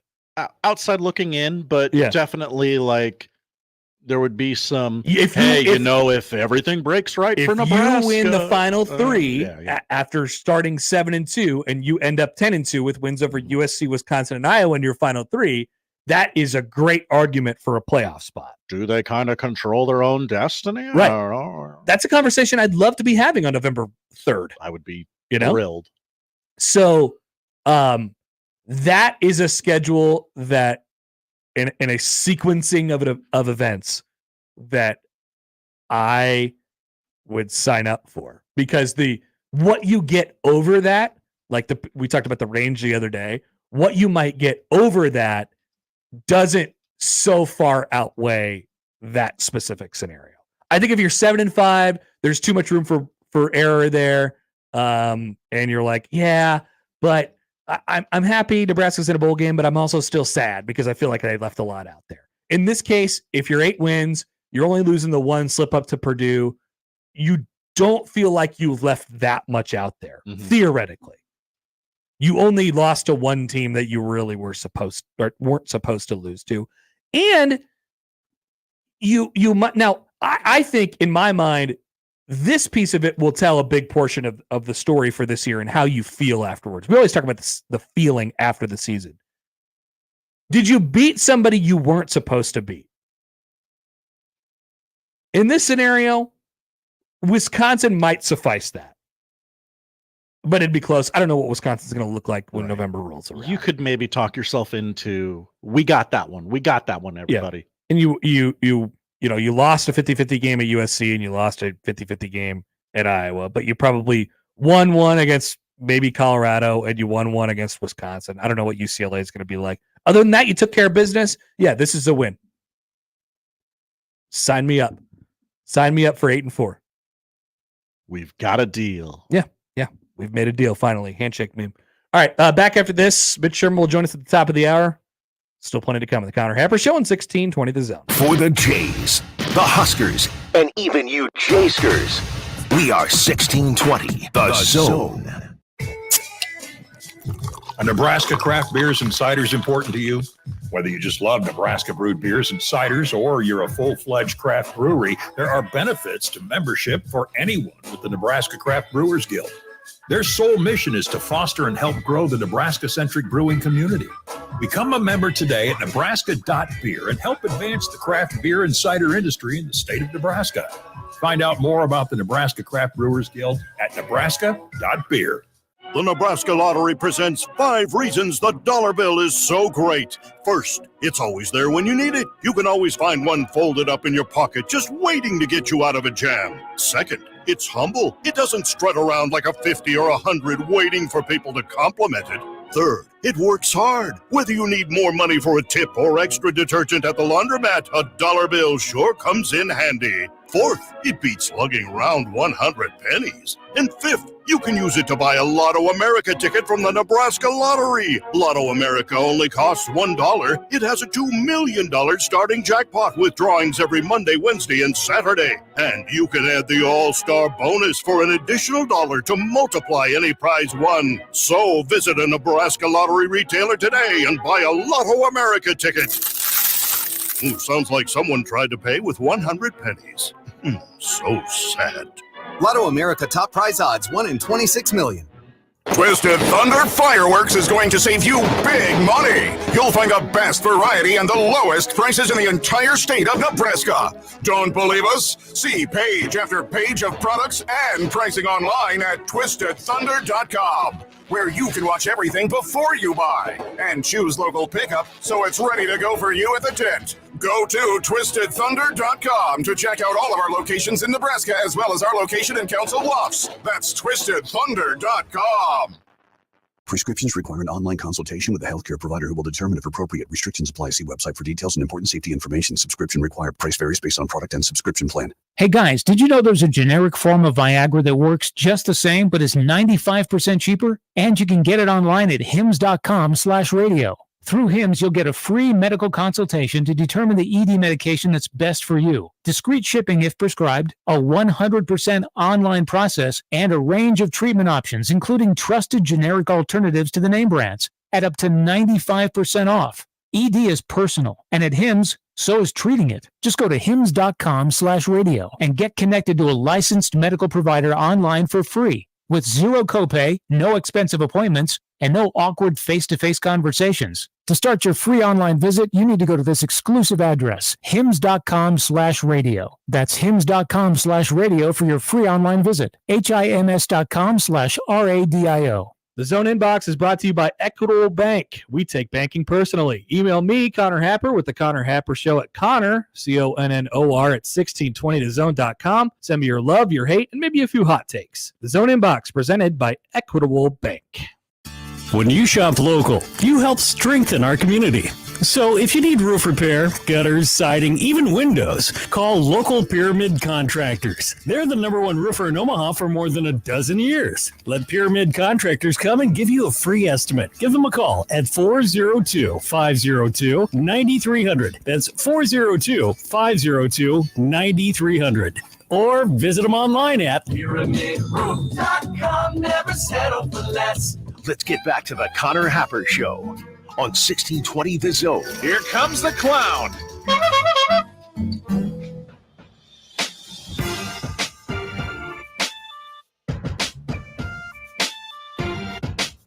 All right, coming up after a little while here, we will preview the NBA draft in only the way that we can, which is ask how many of the players in the most recent mock draft you have heard of. Can't wait. Sure to be an embarrassing exercise. Josh is a avid watcher of college basketball and a canceller of college basketball teams. And I'm wearing an NBA t-shirt. Loves the NBA. I know ball. Surely has heard of many of these players that will be drafted tonight. The NBA draft is tonight and tomorrow. Definitely the #1 pick I have heard of. You would think for sure, right? Absolutely. Heard of the #1 pick. But before we get to Mitch Sherman, here's this. Josh brought this to my attention a few minutes ago. It's from Vanity Fair. We don't hear from Vanity Fair much on this show. Your source for sports. This is a sports topic. Don't turn off the radio just because you heard Vanity Fair. Oh, by the way, this is not from Vanity Fair. Hayden Schott is now in the portal from Texas A&M. So we'll keep you updated on that one. They're burning that thing to the ground. Quote, it was astonishing how NBC convinced Al Michaels to embrace his AI voice for Olympics coverage. The network will use an artificial clone of Al Michaels' voice to narrate its daily recaps of the summer event. Michaels says, quote, it was not only close, it was almost 2% off perfect, which I don't even know what that could possibly mean. That's not a phrase, Al. So you heard this here first, or from Vanity Fair, if you read that. They will clone Al Michaels AI in an artificial way to recap the day's events at the Olympics rather than have him actually cover the events, which honestly seems easier. God bless modern technology. Well, that leads me to a paragraph in the Vanity Fair story, if I may. Go for it. He is also concerned about its implications on the workforce. A longtime Los Angeles resident, Michaels is close friends with a number of Hollywood screenwriters who have shared with him their anxieties about AI's threat to their own livelihoods. Quote, "It could take jobs away from people, the writers who need to work," end quote, he said. But he did it anyway. There is, of course, the option of letting someone else voice this. Like anyone else. A young sportscaster, perhaps. Anyone else on planet Earth. Uh-huh. Anyone. Kevin Hart. Let him do it. I don't care. Snoop. But no, we are going to recreate Al Michaels in the aggregate, is what they're saying. And you brought up an interesting question, Josh, and a question that obviously leads to this conversation. How much do you think Al Michaels got paid for NBC to clone him artificially and use his voice on things that he won't be able to lend his voice to? Remember, they now have all of the technology to be able to make Al Michaels say whatever they want Al Michaels to say. Yeah. Things that he probably wouldn't say in a regular Al Michaels setting, but now they can make him say stuff with the simple AI tool. A lot of money. This is, yes. A lot of money. A boatload of money. A lot of money. Enough to buy an entire farm of vegetables that Al Michaels won't eat. That's right. He's never eaten a vegetable. Never in his life. That's just such a lie. Which is an absolutely true story. Definitely true, for sure. Michaels has some... he had some qualms at first. What would I sound like? Would I sound like a guy who just spews cliches? Would my voice be different? Michaels was very skeptical of the proposal until he heard the AI for himself. Frankly, it was astonishing. It was amazing. He told me in a phone interview last weekend, and it was a little bit frightening. Michaels was left in awe of the nuance, the way it captured his intonations and verbal subtleties. Quote, "It was not only close, it was almost 2% off perfect. I'm thinking, whoa," he said. With his concern set to the side, Michaels gave his blessing to NBC, where he has held an emeritus role since 2022. Mm-hmm. His voice, or at least a highly convincing replica of it, will now be let to feature on the network streaming platform Peacock, offering users daily recaps from the Summer Games in Paris, tailored to their favorite events, narrated by the AI, which in my mind, maybe not so coincidentally, his name is Al, and it and looks this is like AI. Yeah. NBC says it trained the AI to match Michael's delivery using his past appearances on the network. I heard it for myself, this person who wrote the story, in a demonstration provided by NBC last week, and sure enough, it did sound like the real Al Michaels.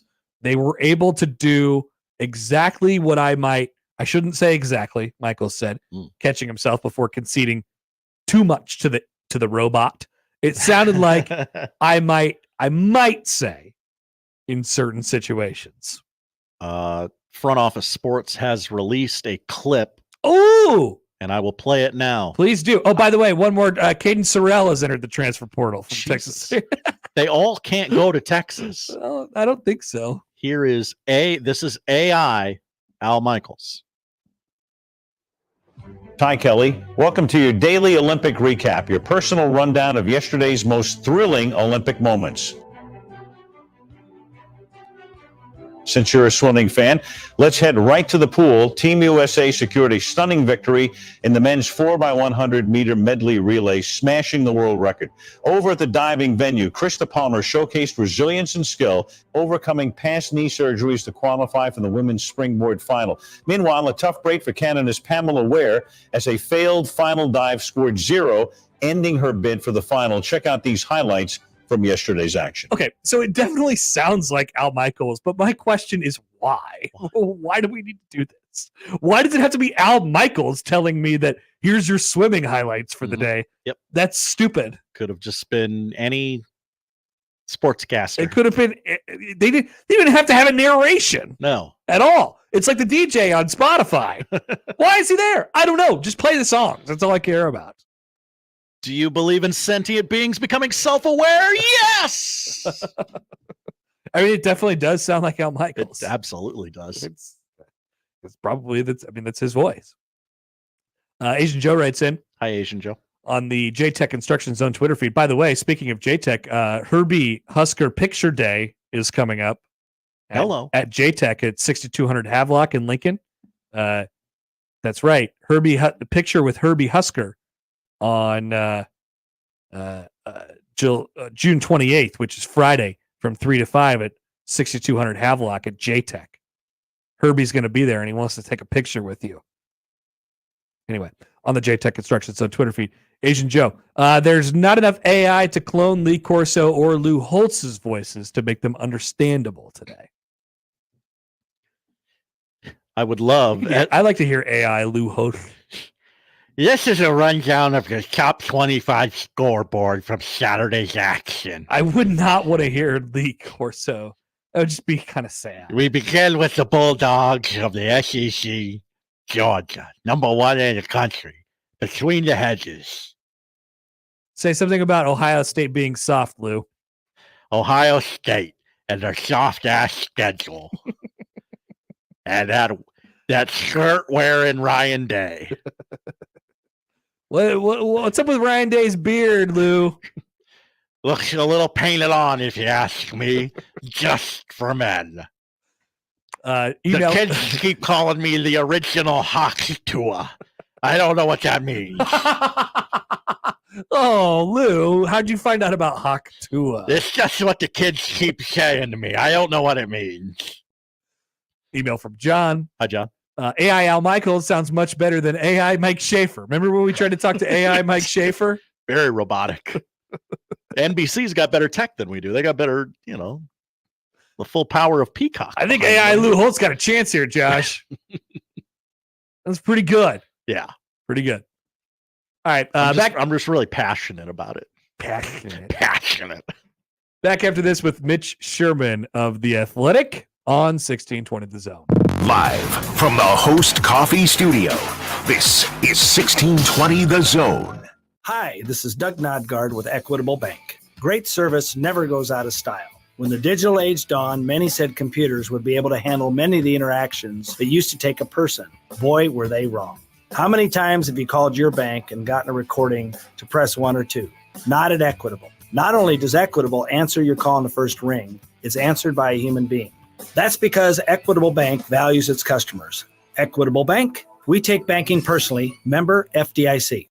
It's golf season, and that means it's time to start betting like a pro with the world's largest sports book right at your fingertips. Circus Sports Iowa. It's sports betting the way it should be. The odds makers with the lowest holds and the best odds for every tournament. Plus, high betting limits, exceptional customer service, and more. Fund and bet like a pro anywhere, anytime. It's never been easier. Get ready for all the biggest golf tournaments with Circus Sports Iowa. Visit circusports.com today. If you or someone you know may have a problem with gambling, call 1-800-238-7633. Funplex has asked me to give you a first-hand account of the all-new for 2024 Wipeout attraction. Okay, hit it. We're starting up. Spinning a little now. Whoa, a lot. The centrifugal force is starting to stretch my face. Holy this thing's fast. Whoa, it's tilting. We have tilting. Woohoo, this is awesome. You got to try this. Get your tickets now at fun-plex.com. Host is roasting every morning. Host is roasting every day. Host Coffee stands as the vibrant heart of every break room, offering the unique fusion of traditional quality and modern flair. We're not just your coffee provider, we're the center of memorable workplace moments. Call Host Coffee today. Proudly serving Nebraska since 1972. Host Coffee is always roasting something good for you. At Athletico Physical Therapy, our favorite patients are the impatient ones. The ones who don't want to wait 3 months to see a specialist or wait until that little pain becomes a big one. The ones who know that Athletico's therapists can help them take the recovery into their own hands. Our favorite patients are the ones who just can't and won't wait because they don't have to. So get a little impatient and start with physical therapy at Athletico. With no prescription needed in most states to get started, you'll be right back at it in no time. Schedule your free assessment at athletico.com. Watching a ball game at Oscar's Pizza and Sports Grill is pretty awesome. Oscar's offers the MLB package, so your team is always on their upgraded audio-video system, and nothing is better than watching the game with a cold frosty one, Oscar's Pizza, or award-winning char-buffed wings. And with daily lunch and dinner specials, it's really a no-brainer. So get ready to watch your favorite team play ball at Oscar's Pizza and Sports Grill, 173rd and West Center Road, and takeout at 162nd and Maple. Roofing, siding, and gutters. Make the right call with the rooferees at John Higgins Weather Guard. Tickets for less. Best seats, best prices, no service fees. Shop ticketsforless.com. KOZN Bellevue, Omaha, Council Bluffs. This is 1620 The Zone. All right, let's check Twitter here. Nobody else in the portal yet. Yeah. So what? I don't know. We're up to at least 7 or 8 from Texas A&M baseball. Probably a good time to check back in on TexAgs.com, the forums. They're losing everybody. Here's how the forums line up now. Top topic is let's face it. ...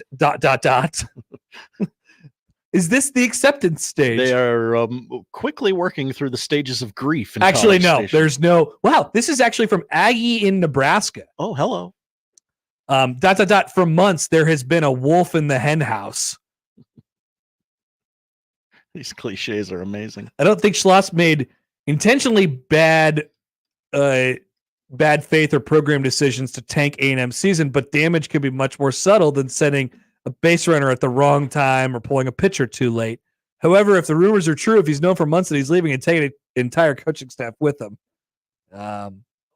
and goes on to further illustrate the point that basically Jim Schlossnagle was saboing this entire baseball season just to stick the fork in Texas A&M even harder so he could take the job at Texas and put himself and the Longhorn program in a better position when he gets there. Do you buy it? It was chess, not checkers. That is quite the conspiracy.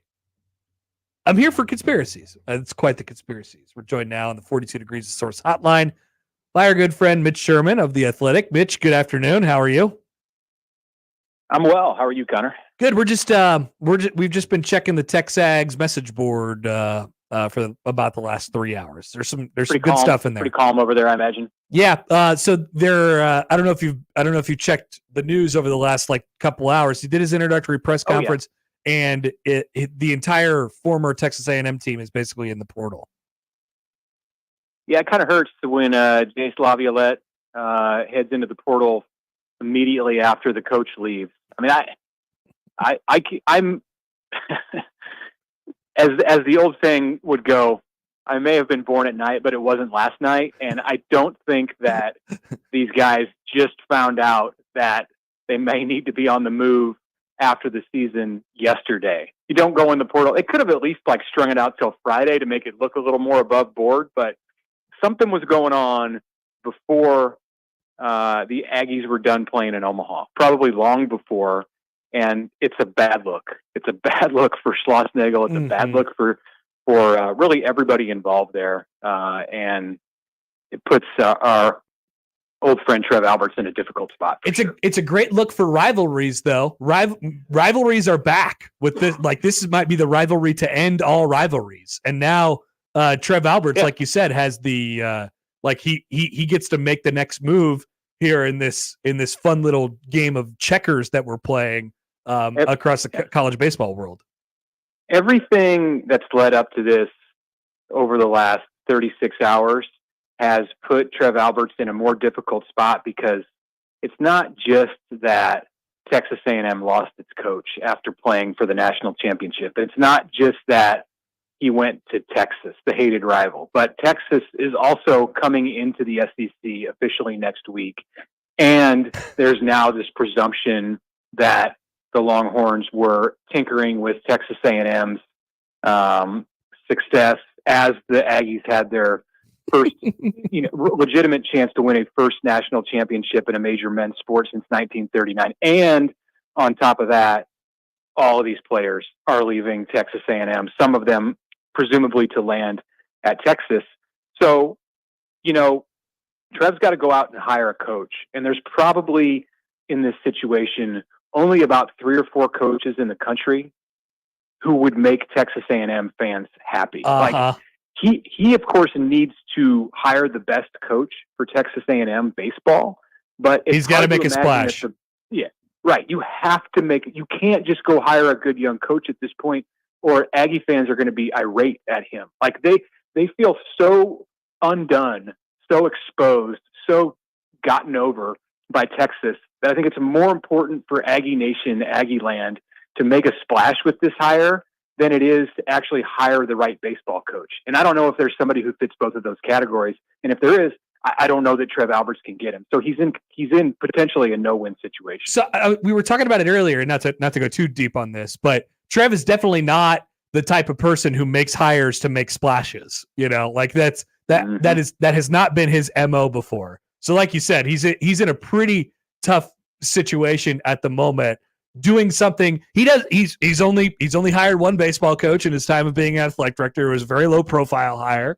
And now he's got to go out and do something that accomplishes a couple things. Not only you got to win, and you got to win right away, but you also have to hire one of the best names in the sport. Like he's got to get he's got to get his elbows into this one a little bit. It's a very odd spot. I would think that he's not going to bow to the pressure. Like he's going to do his thing. Yeah. Just say you're going to have to live with it. And if it doesn't work, he's going to be the one who has to pay the price. Like it's going to be his job that's on the line. Because this hire, like, let's be clear, like this is as big. There's only one hire that he could have to make that would be bigger than this, and that's the Texas A&M football coach. The basketball job is not as big as the baseball job at Texas A&M. This is the second biggest sport at that school, and really in Texas. And but I would guess that if he can't get like Nick Bengione from Kentucky or Eric Bakich from Clemson, then he's just going to say, look, I've got a list, and I'm going to go try to hire the best coach who I think is right for A&M. And Aggie fans are going to be disappointed, and if it doesn't work, then they're going to want his head on a platter. Yeah, the AD, that is. Tons of fun. Definitely much more fun to follow as an innocent bystander than being in the middle of it. That's for sure.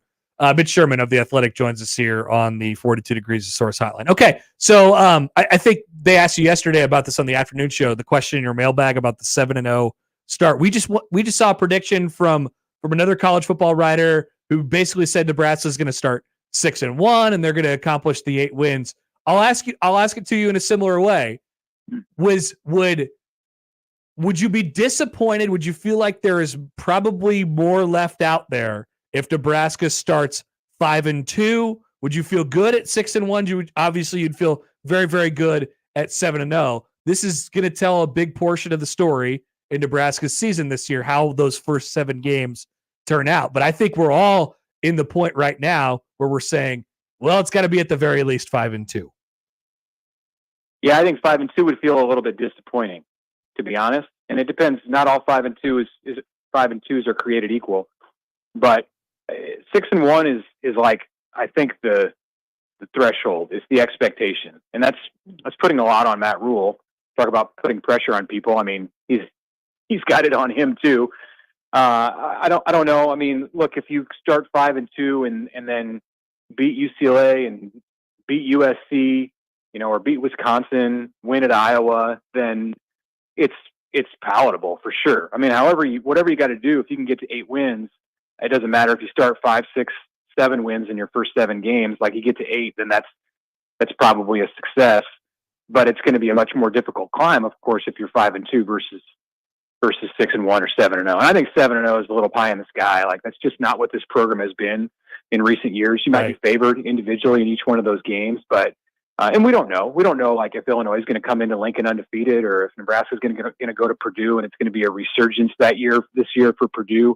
Who knows? We don't know what Indiana is going to be playing like, or Rutgers, but so they may not be favored in all 7, but they very well could be. And I still think it's difficult for this team to pull that off. You freshman at quarterback and just various factors, lack of experience in being successful. Like there's something about like playing with success and understanding how to handle that that I think is still going to be somewhat new to this team if they do start hot.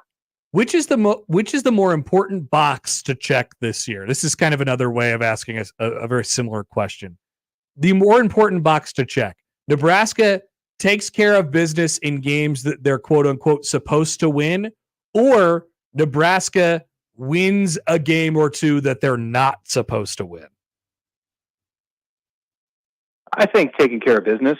I really do. I think that's the first step. I think that you have to get that in order before you can expect to win games that you're not supposed to win. It would be kind of a weird dynamic if Nebraska were to lose to Rutgers and then beat USC. I mean, you'd feel good to win in LA for sure, but it almost makes it that would I think add to the frustration that was lingering from losing a game you should win, or losing at Indiana or something like that. So for me, you take it one step at a time.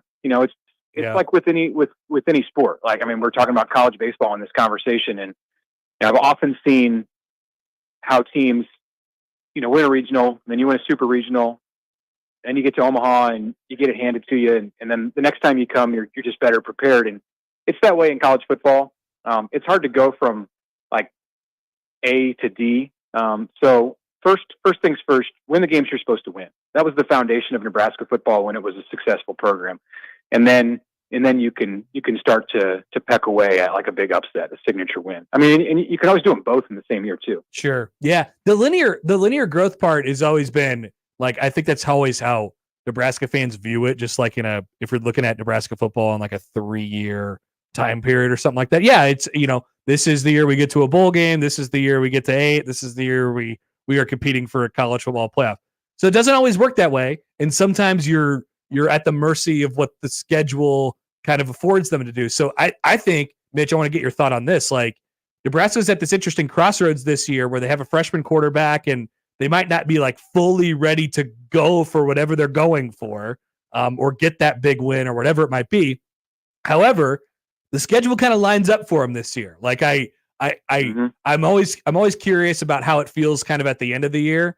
And like the schedule, as it looks right now, looks gettable, and that's always something that we're going to have to factor into if the year was a success or not. Yeah, I think the schedule it lines up for the expectation at the beginning to look like this is the year for Nebraska to like take a big shot, to swing big, and that would probably include winning games you're supposed to win and gunning for a big upset, try to knock somebody off. And if it's not Ohio State or USC, then maybe it's Wisconsin or Iowa. And that would still feel real good for Nebraska fans too, and for the Nebraska program. I will say also that on like the linear growth thing, it is, I think the old way, or the traditional way of building your program. But the transfer portal has changed that somewhat. And I do think that there are a lot of programs out there that say, no, we need to take 2 steps when we used to think about taking 1. And I've yet to determine if that's the right way for Nebraska. We'll see how they play. And, I think Matt Rhule's more, the way that he builds and his vision for success is more in line with linear growth. But, there's a question to be asked about whether that way of doing it still works in college football today.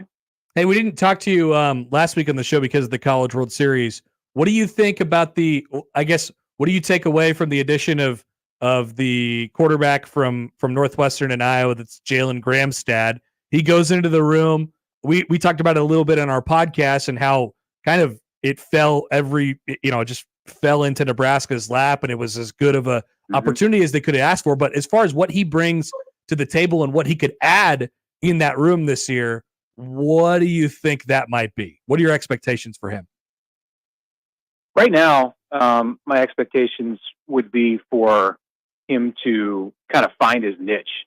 And then also for Nebraska, independent of Gramstad, this is not something he has to concern himself with in this moment, but to make sure that everybody around him is on the right page and everybody's on the same page and everybody's in agreement about what their roles are going to be. And that's tough when the coaching staff has yet to define roles. They've certainly yet to define the roles externally for the public. And it's difficult to know because you don't probably get a full answer. It's one thing that Matt Rhule isn't as transparent about is just how the conversations are evolving within the quarterback room. They have to kind of walk a fine line with a couple of players, and if you're going to start to assess the impact that Gramstad can have on the whole room, then you're having conversations that would seem ahead of the curve, like presumptive with somebody like Heinrich Harburg. It's difficult to go to Heinrich in this moment if you're true to what you're saying about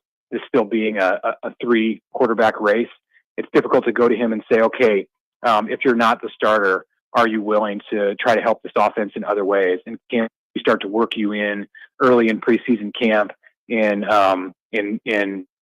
where you're playing running back or H-back or tight ends, or you're coming in motion, or we use you as a decoy, and because then you're obviously signaling to him that they may be heading in a direction that isn't on isn't part of his plan. So it's tough. It's but we can all think about it and talk about it, of course. And my expectation is that Dylan Raiola is the starter, and if that's the case, then I think the impact of Gramstad is such that it frees up Harburg, and it frees him up to do things athletically that could help advance him toward the NFL, and it frees up Danny Kaelin to really develop at his own pace and take a redshirt season. I agree. Mitch Sherman of The Athletic. All right, Mitch, we'll let you go. Appreciate the time as always, and we'll talk to you later. Okay, thanks a lot. Mitch Sherman. You can also catch the takes on the podcast, the Locked On Nebraska podcast with me. You? Yep. And Mitch talking Nebraska football every day? Not every day. Times a week at the moment during football season. It'll ramp back every up. day. Mm-hmm. Okay, so put a pin in this topic for tomorrow, because this is where eventually that conversation got to before the question about Gramstad. Would you rather? We're in would you rather season. Hello. So we talk about this idea of linear growth all the time, right? You go from 6, what's next after 6? You get to 8, you get to playoff contention. And in everyone's perfect world, that's how it goes. If I'm giving you the option this year of linear growth or big jump, not big lake, but big jump, which one are you taking? Knowing what effect that might have on the years following, right? So big jump is what? You go from 5 to 8, you go from 5 to 9. And then maybe you're not 9 wins the next year. Maybe you're not 11 wins. It's just a the spike. Next year. It's just a spike. Not that you have to come back down to earth, but just it is a spike, and then maybe you're there, because the win totals are what the win totals are. Like, they're not 100% indicative of the health of your program, but that's what you're graded on at the end of the day. I think linear growth would kind of be disappointing this year. Yeah, I'm always going to be. We are all setting up for the big jump. Yeah, the allure of big jump is always going to be there, just like it is for Big Lake. What a temptress as well big jump is. All right, Josh will identify the top draft picks in the NBA draft tonight, the way only he can. Let me wow you with my knowledge. Next on 1620 The Zone. Mornings with Sharp and Handley. But here's the other thing that I've also come to a conclusion after eating in a restaurant the other day. You know when you walk in and they go, would you like a booth or a table? I am here to tell you, I don't mean to be mean about this, there is no one that goes to a restaurant where the booth is available that wants a table. There just isn't. And if they want the table over the booth, I'm very curious about who they are, how they're made up. Mornings with Sharp and Handley. Weekdays 6 to 10 on 1620 The Zone. Your Omaha area forecast presented by Funplex Water Park and Rides from the KETV Newswatch 7 Weather Center on 1620 The Zone. After a very stormy Tuesday night, today looking a lot better. A high temperature in the mid to low 80s, lots of sunshine, but a bit of a breeze. Tomorrow we have clouds increase throughout the day. Through the afternoon we have shower chances, but a high temperature near 80 degrees. I'm meteorologist Luke Viggory, KETV Newswatch 7. The Connor Happer Show returns in minutes on 1620 The Zone. Shop Sid Dillon Chevrolet, Nebraska's #1 volume Chevy dealer group. Visit us in Blair, Crete, Fremont, or Wahoo, or shop at SidDillonChevy.com. Together, let's drive. You are what drives us, Sid Dillon. Are Nebraska craft beers and ciders important to you?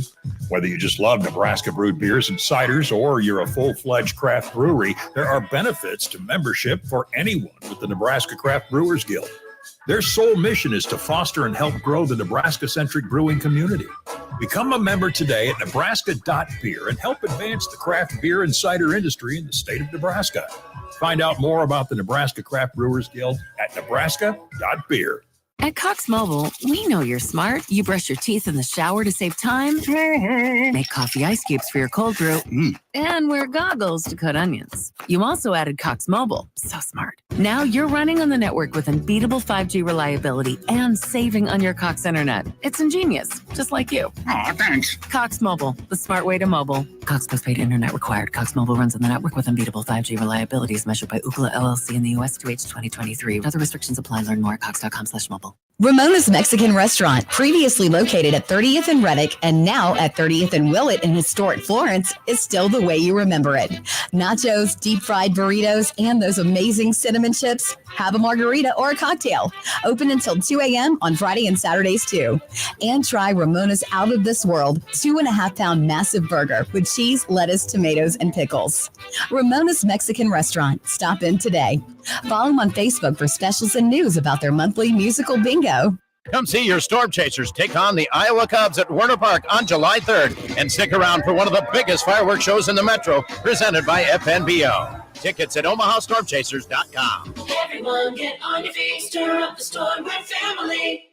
Bellino Fireworks, a Metro tradition for more than 35 years. Bellino Fireworks has quality products for the best prices with a 100% product guarantee. More than 50 locations in the Omaha Council Bluffs area, as well as locations in Plattsmouth, Blair, and Fremont. Bellino Fireworks offers the best selection of products in the Midwest. Cakes, artillery shells, and family-friendly products for all ages. There's no need to go anywhere else. Look for their signature inflatables or Bellino flags. Visit BellinoFireworks.com for a full list of locations. Prescriptions require an online consultation with a healthcare provider who will determine if appropriate. Restrictions apply. See website for details and important safety information. Subscription required. Price varies based on product and subscription plan. Hey guys, did you know there's a generic form of Viagra that works just the same but is 95% cheaper? And you can get it online at hims.com/radio. Through Hims, you'll get a free medical consultation to determine the ED medication that's best for you. Discreet shipping if prescribed, a 100% online process, and a range of treatment options, including trusted generic alternatives to the name brands, at up to 95% off. ED is personal, and at Hims, so is treating it. Just go to hims.com/radio and get connected to a licensed medical provider online for free. With zero copay, no expensive appointments, and no awkward face-to-face conversations. To start your free online visit, you need to go to this exclusive address, hims.com/radio. That's hims.com/radio for your free online visit. HIMS.com/RADIO. Just let me dive into this thought real quick. Do you find it at all interesting? First of all, nobody thinks Trev Alberts is going to call Will Bolt, right? No. Nobody thinks that. No. But unless it's like, hey, I only have the phone number for one baseball coach. Yeah, that's the only guy I know. Him and Evan Porter. I went with Will. But I'm more so interested in the idea, like, what would be your reaction if he did?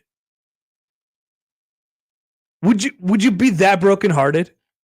This is nothing like, I think they're doing fine. I wouldn't be brokenhearted to like lose Will Bolt, but I would be like, really, Will Bolt?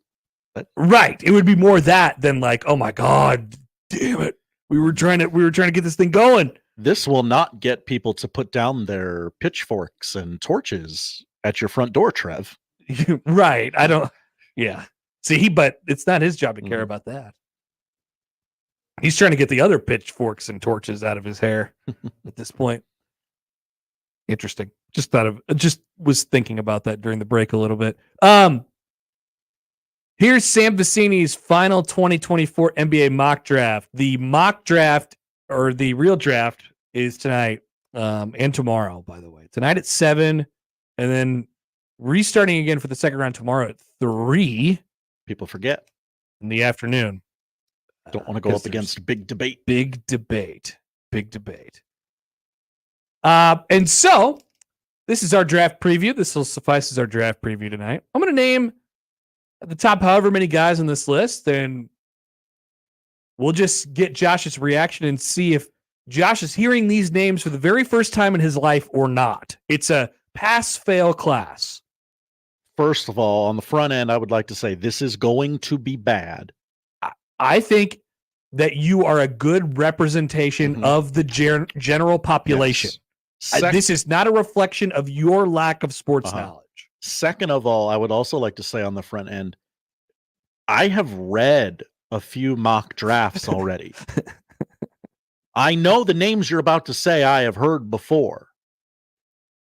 But you're going to say them and I'm going to go, I don't know who that is.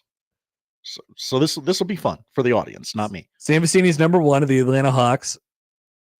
By the way, did you know that the Hawks have the number 1 pick? I did relearn that today, yes. Zachary Risacher. Risacher. Not a clue who that human being is or what country he comes from. I assume it's another country and not a college. Maybe a college in another country, but where is he from? Great. I love this. Good start. He is French. Okay. He's a Frenchman.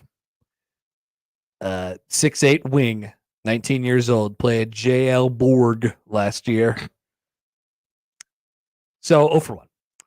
Number 2, Alex Sarr. Alex Sarr. What do you think of when I say Alex Sarr? I'm going to say no. I'm going to say no, I don't know who that person is. Okay, Alex Sarr is in the mix to be the number 1 pick. He is also French. Ooh, poll question. Too many Frenchmen in the NBA? Rudy Gobert is the only happy person here.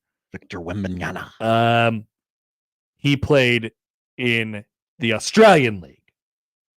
But he's French. Last year. Also, thank you, man of basketball, Jacob Padilla. Rizachet. Zachary Rizachet. Not Risacher. Very American. Oh. Okay. Rizachet. I should have figured that out with context clues, given that he is indeed French. He's got the Riz. He is the Rizachet. That's number 1. Alex Sarr, number 2. Alexander. God, now I know Jacob's listening, so I want to do well for him. Yeah, there's a lot of pressure here. All right. Number 3, Reed Shepard. Ooh. Can you? I'll tell you this. Reed Shepard went to college. Okay. Just like your mom. Reed Shepard went to college. Where'd he go? Just like my mom. What? Yeah, your mom went to college. Your mom goes to college. Where'd Reed Shepard go? I don't know. He sounds like a member of the Fantastic Four. I watched Reed Shepard get shut down and cooked by Jack Golke in Pittsburgh. Oh, he's a as a Wildcat. member of the Kentucky Wildcats. Okay. That's the number 3 projected pick from Sam Vecini. Stephon Castle. That name rings a bell. It should. Okay. You watch this team a lot this year. UConn? You got it. Very, very good. All right. We'll give you a point on that one. I'm gonna take that. Donovan Clingan. I know that's a guy. That's Kling-Kong. Another UConn or Kentucky? UConn. Okay. You got it. You just trust your gut on these. Okay. Josh. Okay. Dalton Connect.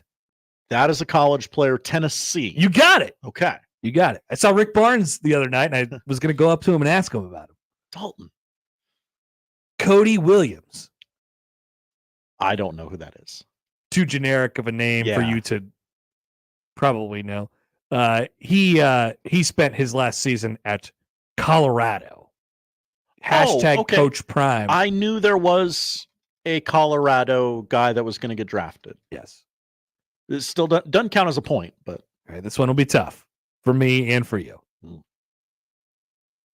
Tijane Saloon. Tijane Saloon. I got nothing for you on that one. He is also French. Oh. Tijane Saloon. We got to have a real talk. What's up with all these French guys? I want this addressed at the presidential debate tomorrow night. The number of Frenchmen. Okay, so you didn't get that one. We're on to number 9. Matas Buzelis. Sounds like a foreigner. He was on that weird G League team this year, the G League Ignite, which was going to provide us many players who would willingly skip college. Matas is he is Lithuanian, I'm gathering. Okay. All right. Number 10, not Nikola Jokic, Nikola Topic. Look, we got Nikola Jokic. There's a player on the Heat named Nikola Jokic also, or something like that. And now this guy's coming into the league. Nikola Topic. I cannot allow this.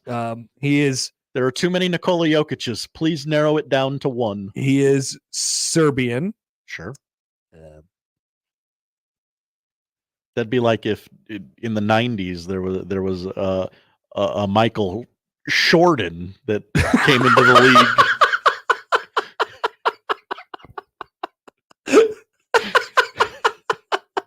It would be like that. Oh, that's Michael Jordash.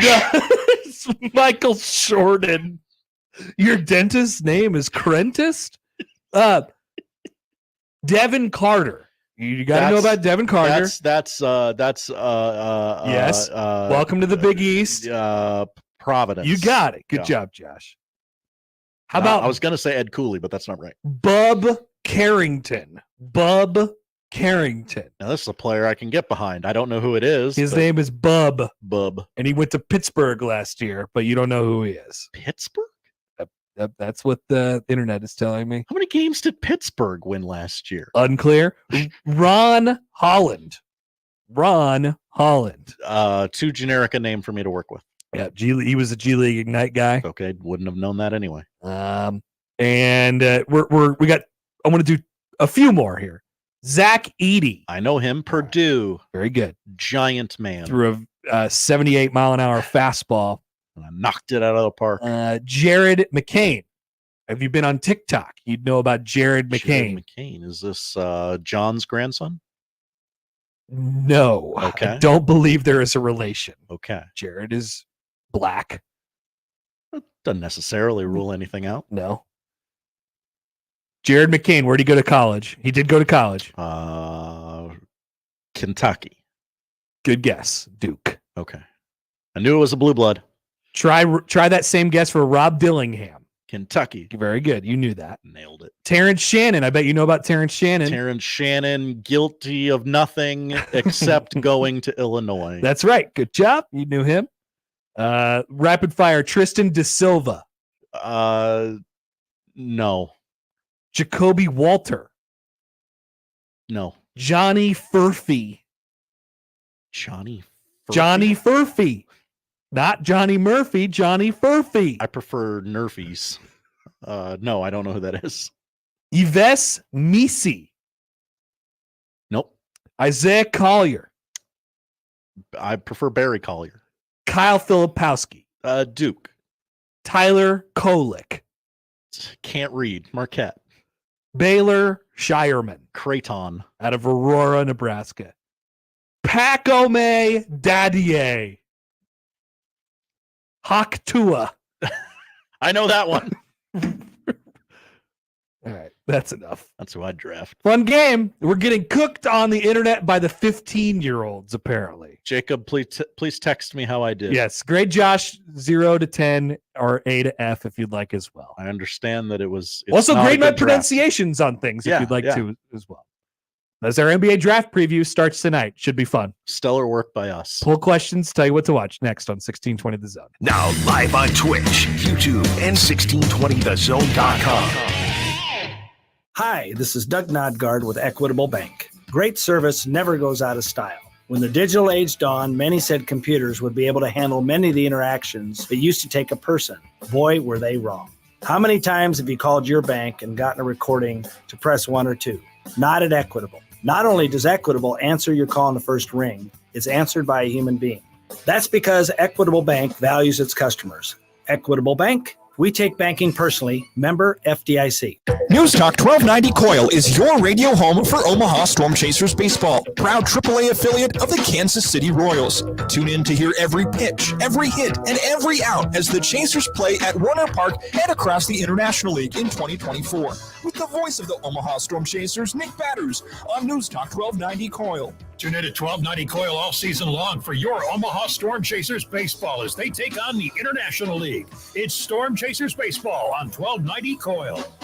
How do you celebrate the expansion of Lindley Clothing with the addition of Well Suited? Well, you have a BOGO 50% off sale. Right now, Lindley Clothing, buy one, get one, 50% off sale on suits and sports coats. Buy one suit or sports coat at regular price and get a suit or sport coat of equal or lesser value at 50% off. Now, the sale is going on now, but it ends with a bang on July 3rd. If you haven't been to Lindley Clothing, get there now and check out Well Suited as well. More sizes, more styles, more selection. In the Linden Market at 132nd and West Dodge, you'll enjoy easy access to Lindley Clothing.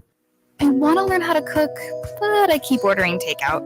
I plan to rearrange my closet, but I stopped after picking the clothes up off the floor. Accomplishing goals is hard, but when your goal is to learn a new language, Babbel makes it easy. In just 15 minutes a day, Babbel's award-winning language learning app will help you start speaking another language. Start having conversations in as little as 3 weeks. Comment tu t'appelles? Comment tu t'appelles? Vous êtes où? Vous êtes où? Babbel's bite-sized lessons make it easy to learn words and phrases you'll actually use. So when someone asks, "How's your French going?" you can say, Babbel est amusant et facilite grandement l'apprentissage de nouvelles langues. Et cela ne prend que 15 minutes par jour. when you want to really learn another language, it starts with Babbel. Babbel, language for life. Celebrating 10 million subscriptions sold. Now try Babbel for free at Babbel.com. Just go to Babbel.com and start learning a new language today. That's Babbel.com. Babbel.com.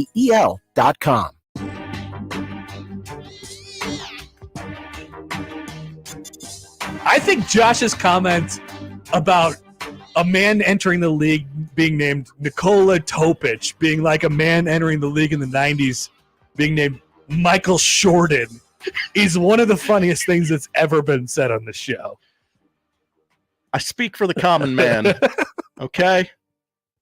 It's a bad draft class. Great job by you. There are people on national radio today pretending they know who these people are. They don't. If you do, more power to you. Jacob. I want to hear. We should have had Jacob on to talk about the draft today, but Jacob genuinely knows these people. I'm sure Jay Billis knows some of them. Yeah. Everybody else, you're lying to yourselves. Mm-hmm. Yep. Poll questions at Happer Show. Do you still love yourself some cheesecake? That was one of the only non-topical topics on the TexAgs message board today. Forgot about that. I do. Yes. 81% agree. Does Jim Schlossnagle know about Hawk Tua? I'm going to say no. I think he's been busy. I'll vote yes. 50-50. Oh, no. 50-50. Will the street be littered with rubes? It will. It will be. Always is. 82% say yes. Do you hit the charts? I do. I like to hit the charts. If I got enough time to spare, I'll hit the charts. See what's going on. I don't. That Tommy Richmond guy is everywhere. 64% say no, they don't hit the charts. Is Connor Happer more Viking or lumberjack? I think I'm going to get shredded in this one. I think I'm lumberjack. I said Viking. 81% say lumberjack. And finally, is this the College Station version of the Red Wedding? Absolutely. Oh, I guess we also would have accepted 9/11 or Pearl Harbor. 81% say yes. According to that TexAgs message board user. Those are the polls, Josh. What are we watching tonight? We got baseball on our TV right now. The sun is out, so the Detroit Tigers are playing baseball. They're losing to the Phillies right now, which happens a lot to people. It's okay. It's on MLB Network. Oh, look, it's former Royal Matt Strom pitching. Oh, hello. He's still got his blue glove. He must love the Royals still. Correct me if I'm. Is this a World Series rematch? Rockies Astros. Who the Rockies play in the World Series? The Rockies play the Red Sox. in the Red World Sox. Series. Okay, I apologize. Rockies Astros 3:00 MLB Network. Yankees Mets. The Subway Series continues at Citi Field tonight, 6:00 on MLB Network. That same time on ESPN Plus, the Red Sox host the Blue Jays, which has never been a World Series matchup. Dodgers White Sox 7:00 on MLB TV. It's your free game of the day. And your nightcap on MLB Network, Twins in America's team, the Arizona Diamondbacks. ESPN and ABC have the first round of the NBA draft. Woo! If you missed our preview, Michael Jordan. It was elite. 7:00 start there again on ESPN and ABC. The Atlanta Hawk Tuas are on the clock. Baylor Shireman plus 1,100 to be taken in the top 20. I thought you were going to say number one. I was like, that's not enough. No. 7:00 on Paramount. The Hangover Part 2 is on. This is TV Unplugged. Connor watched it last night. The Hangover Part 2. Part Hawk Tua. Part Hawk Tua. Hawk Tua girl would have had a cameo in one of the Hangover movies for sure. Definitely. If they were made today. And finally, season 3, all 10 episodes for some stupid reason on Hulu of The Bear premiere tonight at, I believe it is 7:00. Oh, wow. Carmi and the crew push themselves to the limit to keep their new establishment afloat. Exciting. Will he get out of that cooler? I believe so.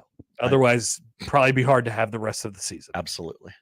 That is what we're watching tonight. Josh, thank you. Thank you, Connor. And that is the show. If you missed anything, including our deep dive in the NBA draft tonight, please go back and find it. 1620thezone.com. The crossover is next. Live from the Host Coffee Studio, this is 1620 The Zone. Hi, I'm Nick Bermel, owner of Royalty Roofing. The recent storms wreaked havoc on our community. Our team at Royalty Roofing is here to help. We're local, skilled, licensed, and bonded. We work for you to ensure you get the funds you deserve and make sure that the work is done to your satisfaction. Don't take risks with your biggest investment, your home. We are Better Business Bureau Integrity Award winners and Best of Omaha winners. Cover your roof with Royalty. Visit us today at royaltyroofing.org. News Talk 1290 Coil is your radio home for Omaha Storm Chasers baseball, proud AAA affiliate of the Kansas City Royals. Tune in to hear every pitch, every hit, and every out as the Chasers play at Warner Park and across the International League in 2024. With the voice of the Omaha Storm Chasers, Nick Batters, on News Talk 1290 Coil. Tune in to 1290 Coil all season long for your Omaha Storm Chasers baseball as they take on the International League. It's Storm Chasers baseball on 1290 Coil. At Athletico Physical Therapy, our favorite patients are the impatient ones. The ones who don't want to wait 3 months to see a specialist or wait until that little pain becomes a big one. The ones who know that Athletico's therapists can help them take the recovery into their own hands. Our favorite patients are the ones who just can't and won't wait because they don't have to. So get a little impatient and start with physical therapy at Athletico. With no prescription needed in most states to get started, you'll be right back at it in no time. Schedule your free assessment at athletico.com. Fellow Nebraskans, we need your help getting signatures to finally legalize medical marijuana. We only have 3 weeks left. Get to our state's best liquor stores, wine, beer, and spirits today and sign. Support us at nmm2024.org to make donations. Let's go. Ramona's Mexican Restaurant, previously located at 30th and Reddick and now at 30th and Willett in historic Florence, is still the way you remember it. Nachos, deep fried burritos, and those amazing cinnamon chips. Have a margarita or a cocktail. Open until 2 a.m. on Friday and Saturdays too. And try Ramona's out of this world 2.5-pound massive burger with cheese, lettuce, tomatoes, and pickles. Ramona's Mexican Restaurant. Stop in today. Follow them on Facebook for specials and news about their monthly musical bingo. Twisted Thunder Fireworks is going to save you big money. You'll find the best variety and the lowest prices in the entire state of Nebraska. Don't believe us? See page after page of products and pricing online at twistedthunder.com, where you can watch everything before you buy and choose local pickup so it's ready to go for you at the tent. Go to twistedthunder.com to check out all of our locations in Nebraska as well as our location in Council Bluffs. That's twistedthunder.com. Car repair is car repair. Most places you go can change your oil or fix your brakes. The difference is the experience you'll get at Omaha Car Care. We're part of the community. We were born here, and we believe that our relationship with you should be built to last. We're going to consult you, not sell you. We're going to give you a free loaner car. We're going to treat you like a valued friend that we want to continue to see in the years to come. I'm Rick Betker, owner of Omaha Car Care, and we'll be along for the ride. Howdy, Greg Wagner joining you from the Nebraska Game and Parks Commission. Time now for another Nebraska Outdoor Update. Hey, planning a trip to a state park? One of Nebraska's 76 state parklands? Excellent. But don't forget your state park permit, money for camping fees and other activities, a fishing permit if you want to wet a line, and oh yeah, a 6-foot leash for Scruffy, your pet. Thank you, and we hope to see you out there. By the way, you can get all kinds of information on the Nebraska State Parklands through the Game and Parks website. That web address is outdoornebraska.gov. Are you going fishing? I thought so. For proper catch and release fishing this season to ensure fish survival, I want you to remember these important things. Land the fish as quickly as possible. Handle the fish as little as possible. Keep the fish in the water as much as possible, and release the fish as fast as possible. Enjoy your fishing experience, and we'll see you out there. I'm Greg Wagner with Nebraska Game and Parks. The backseat. Check the backseat. All right, come here. Check the backseat. Gets in your head, right? Good. Because every year, dozens of children are forgotten in the backseat of a car by a parent or caregiver. All never thought it could happen to them. But with changes in routines, distractions, or a sleeping child, it can happen to anyone. Parked cars get hot, fast, and can be deadly. So get it in your head. Check the backseat. A message from NHTSA and the Ad Council. Tickets for less. Best seats, best prices, no service fees. Shop ticketsforless.com. KOZN Bellevue,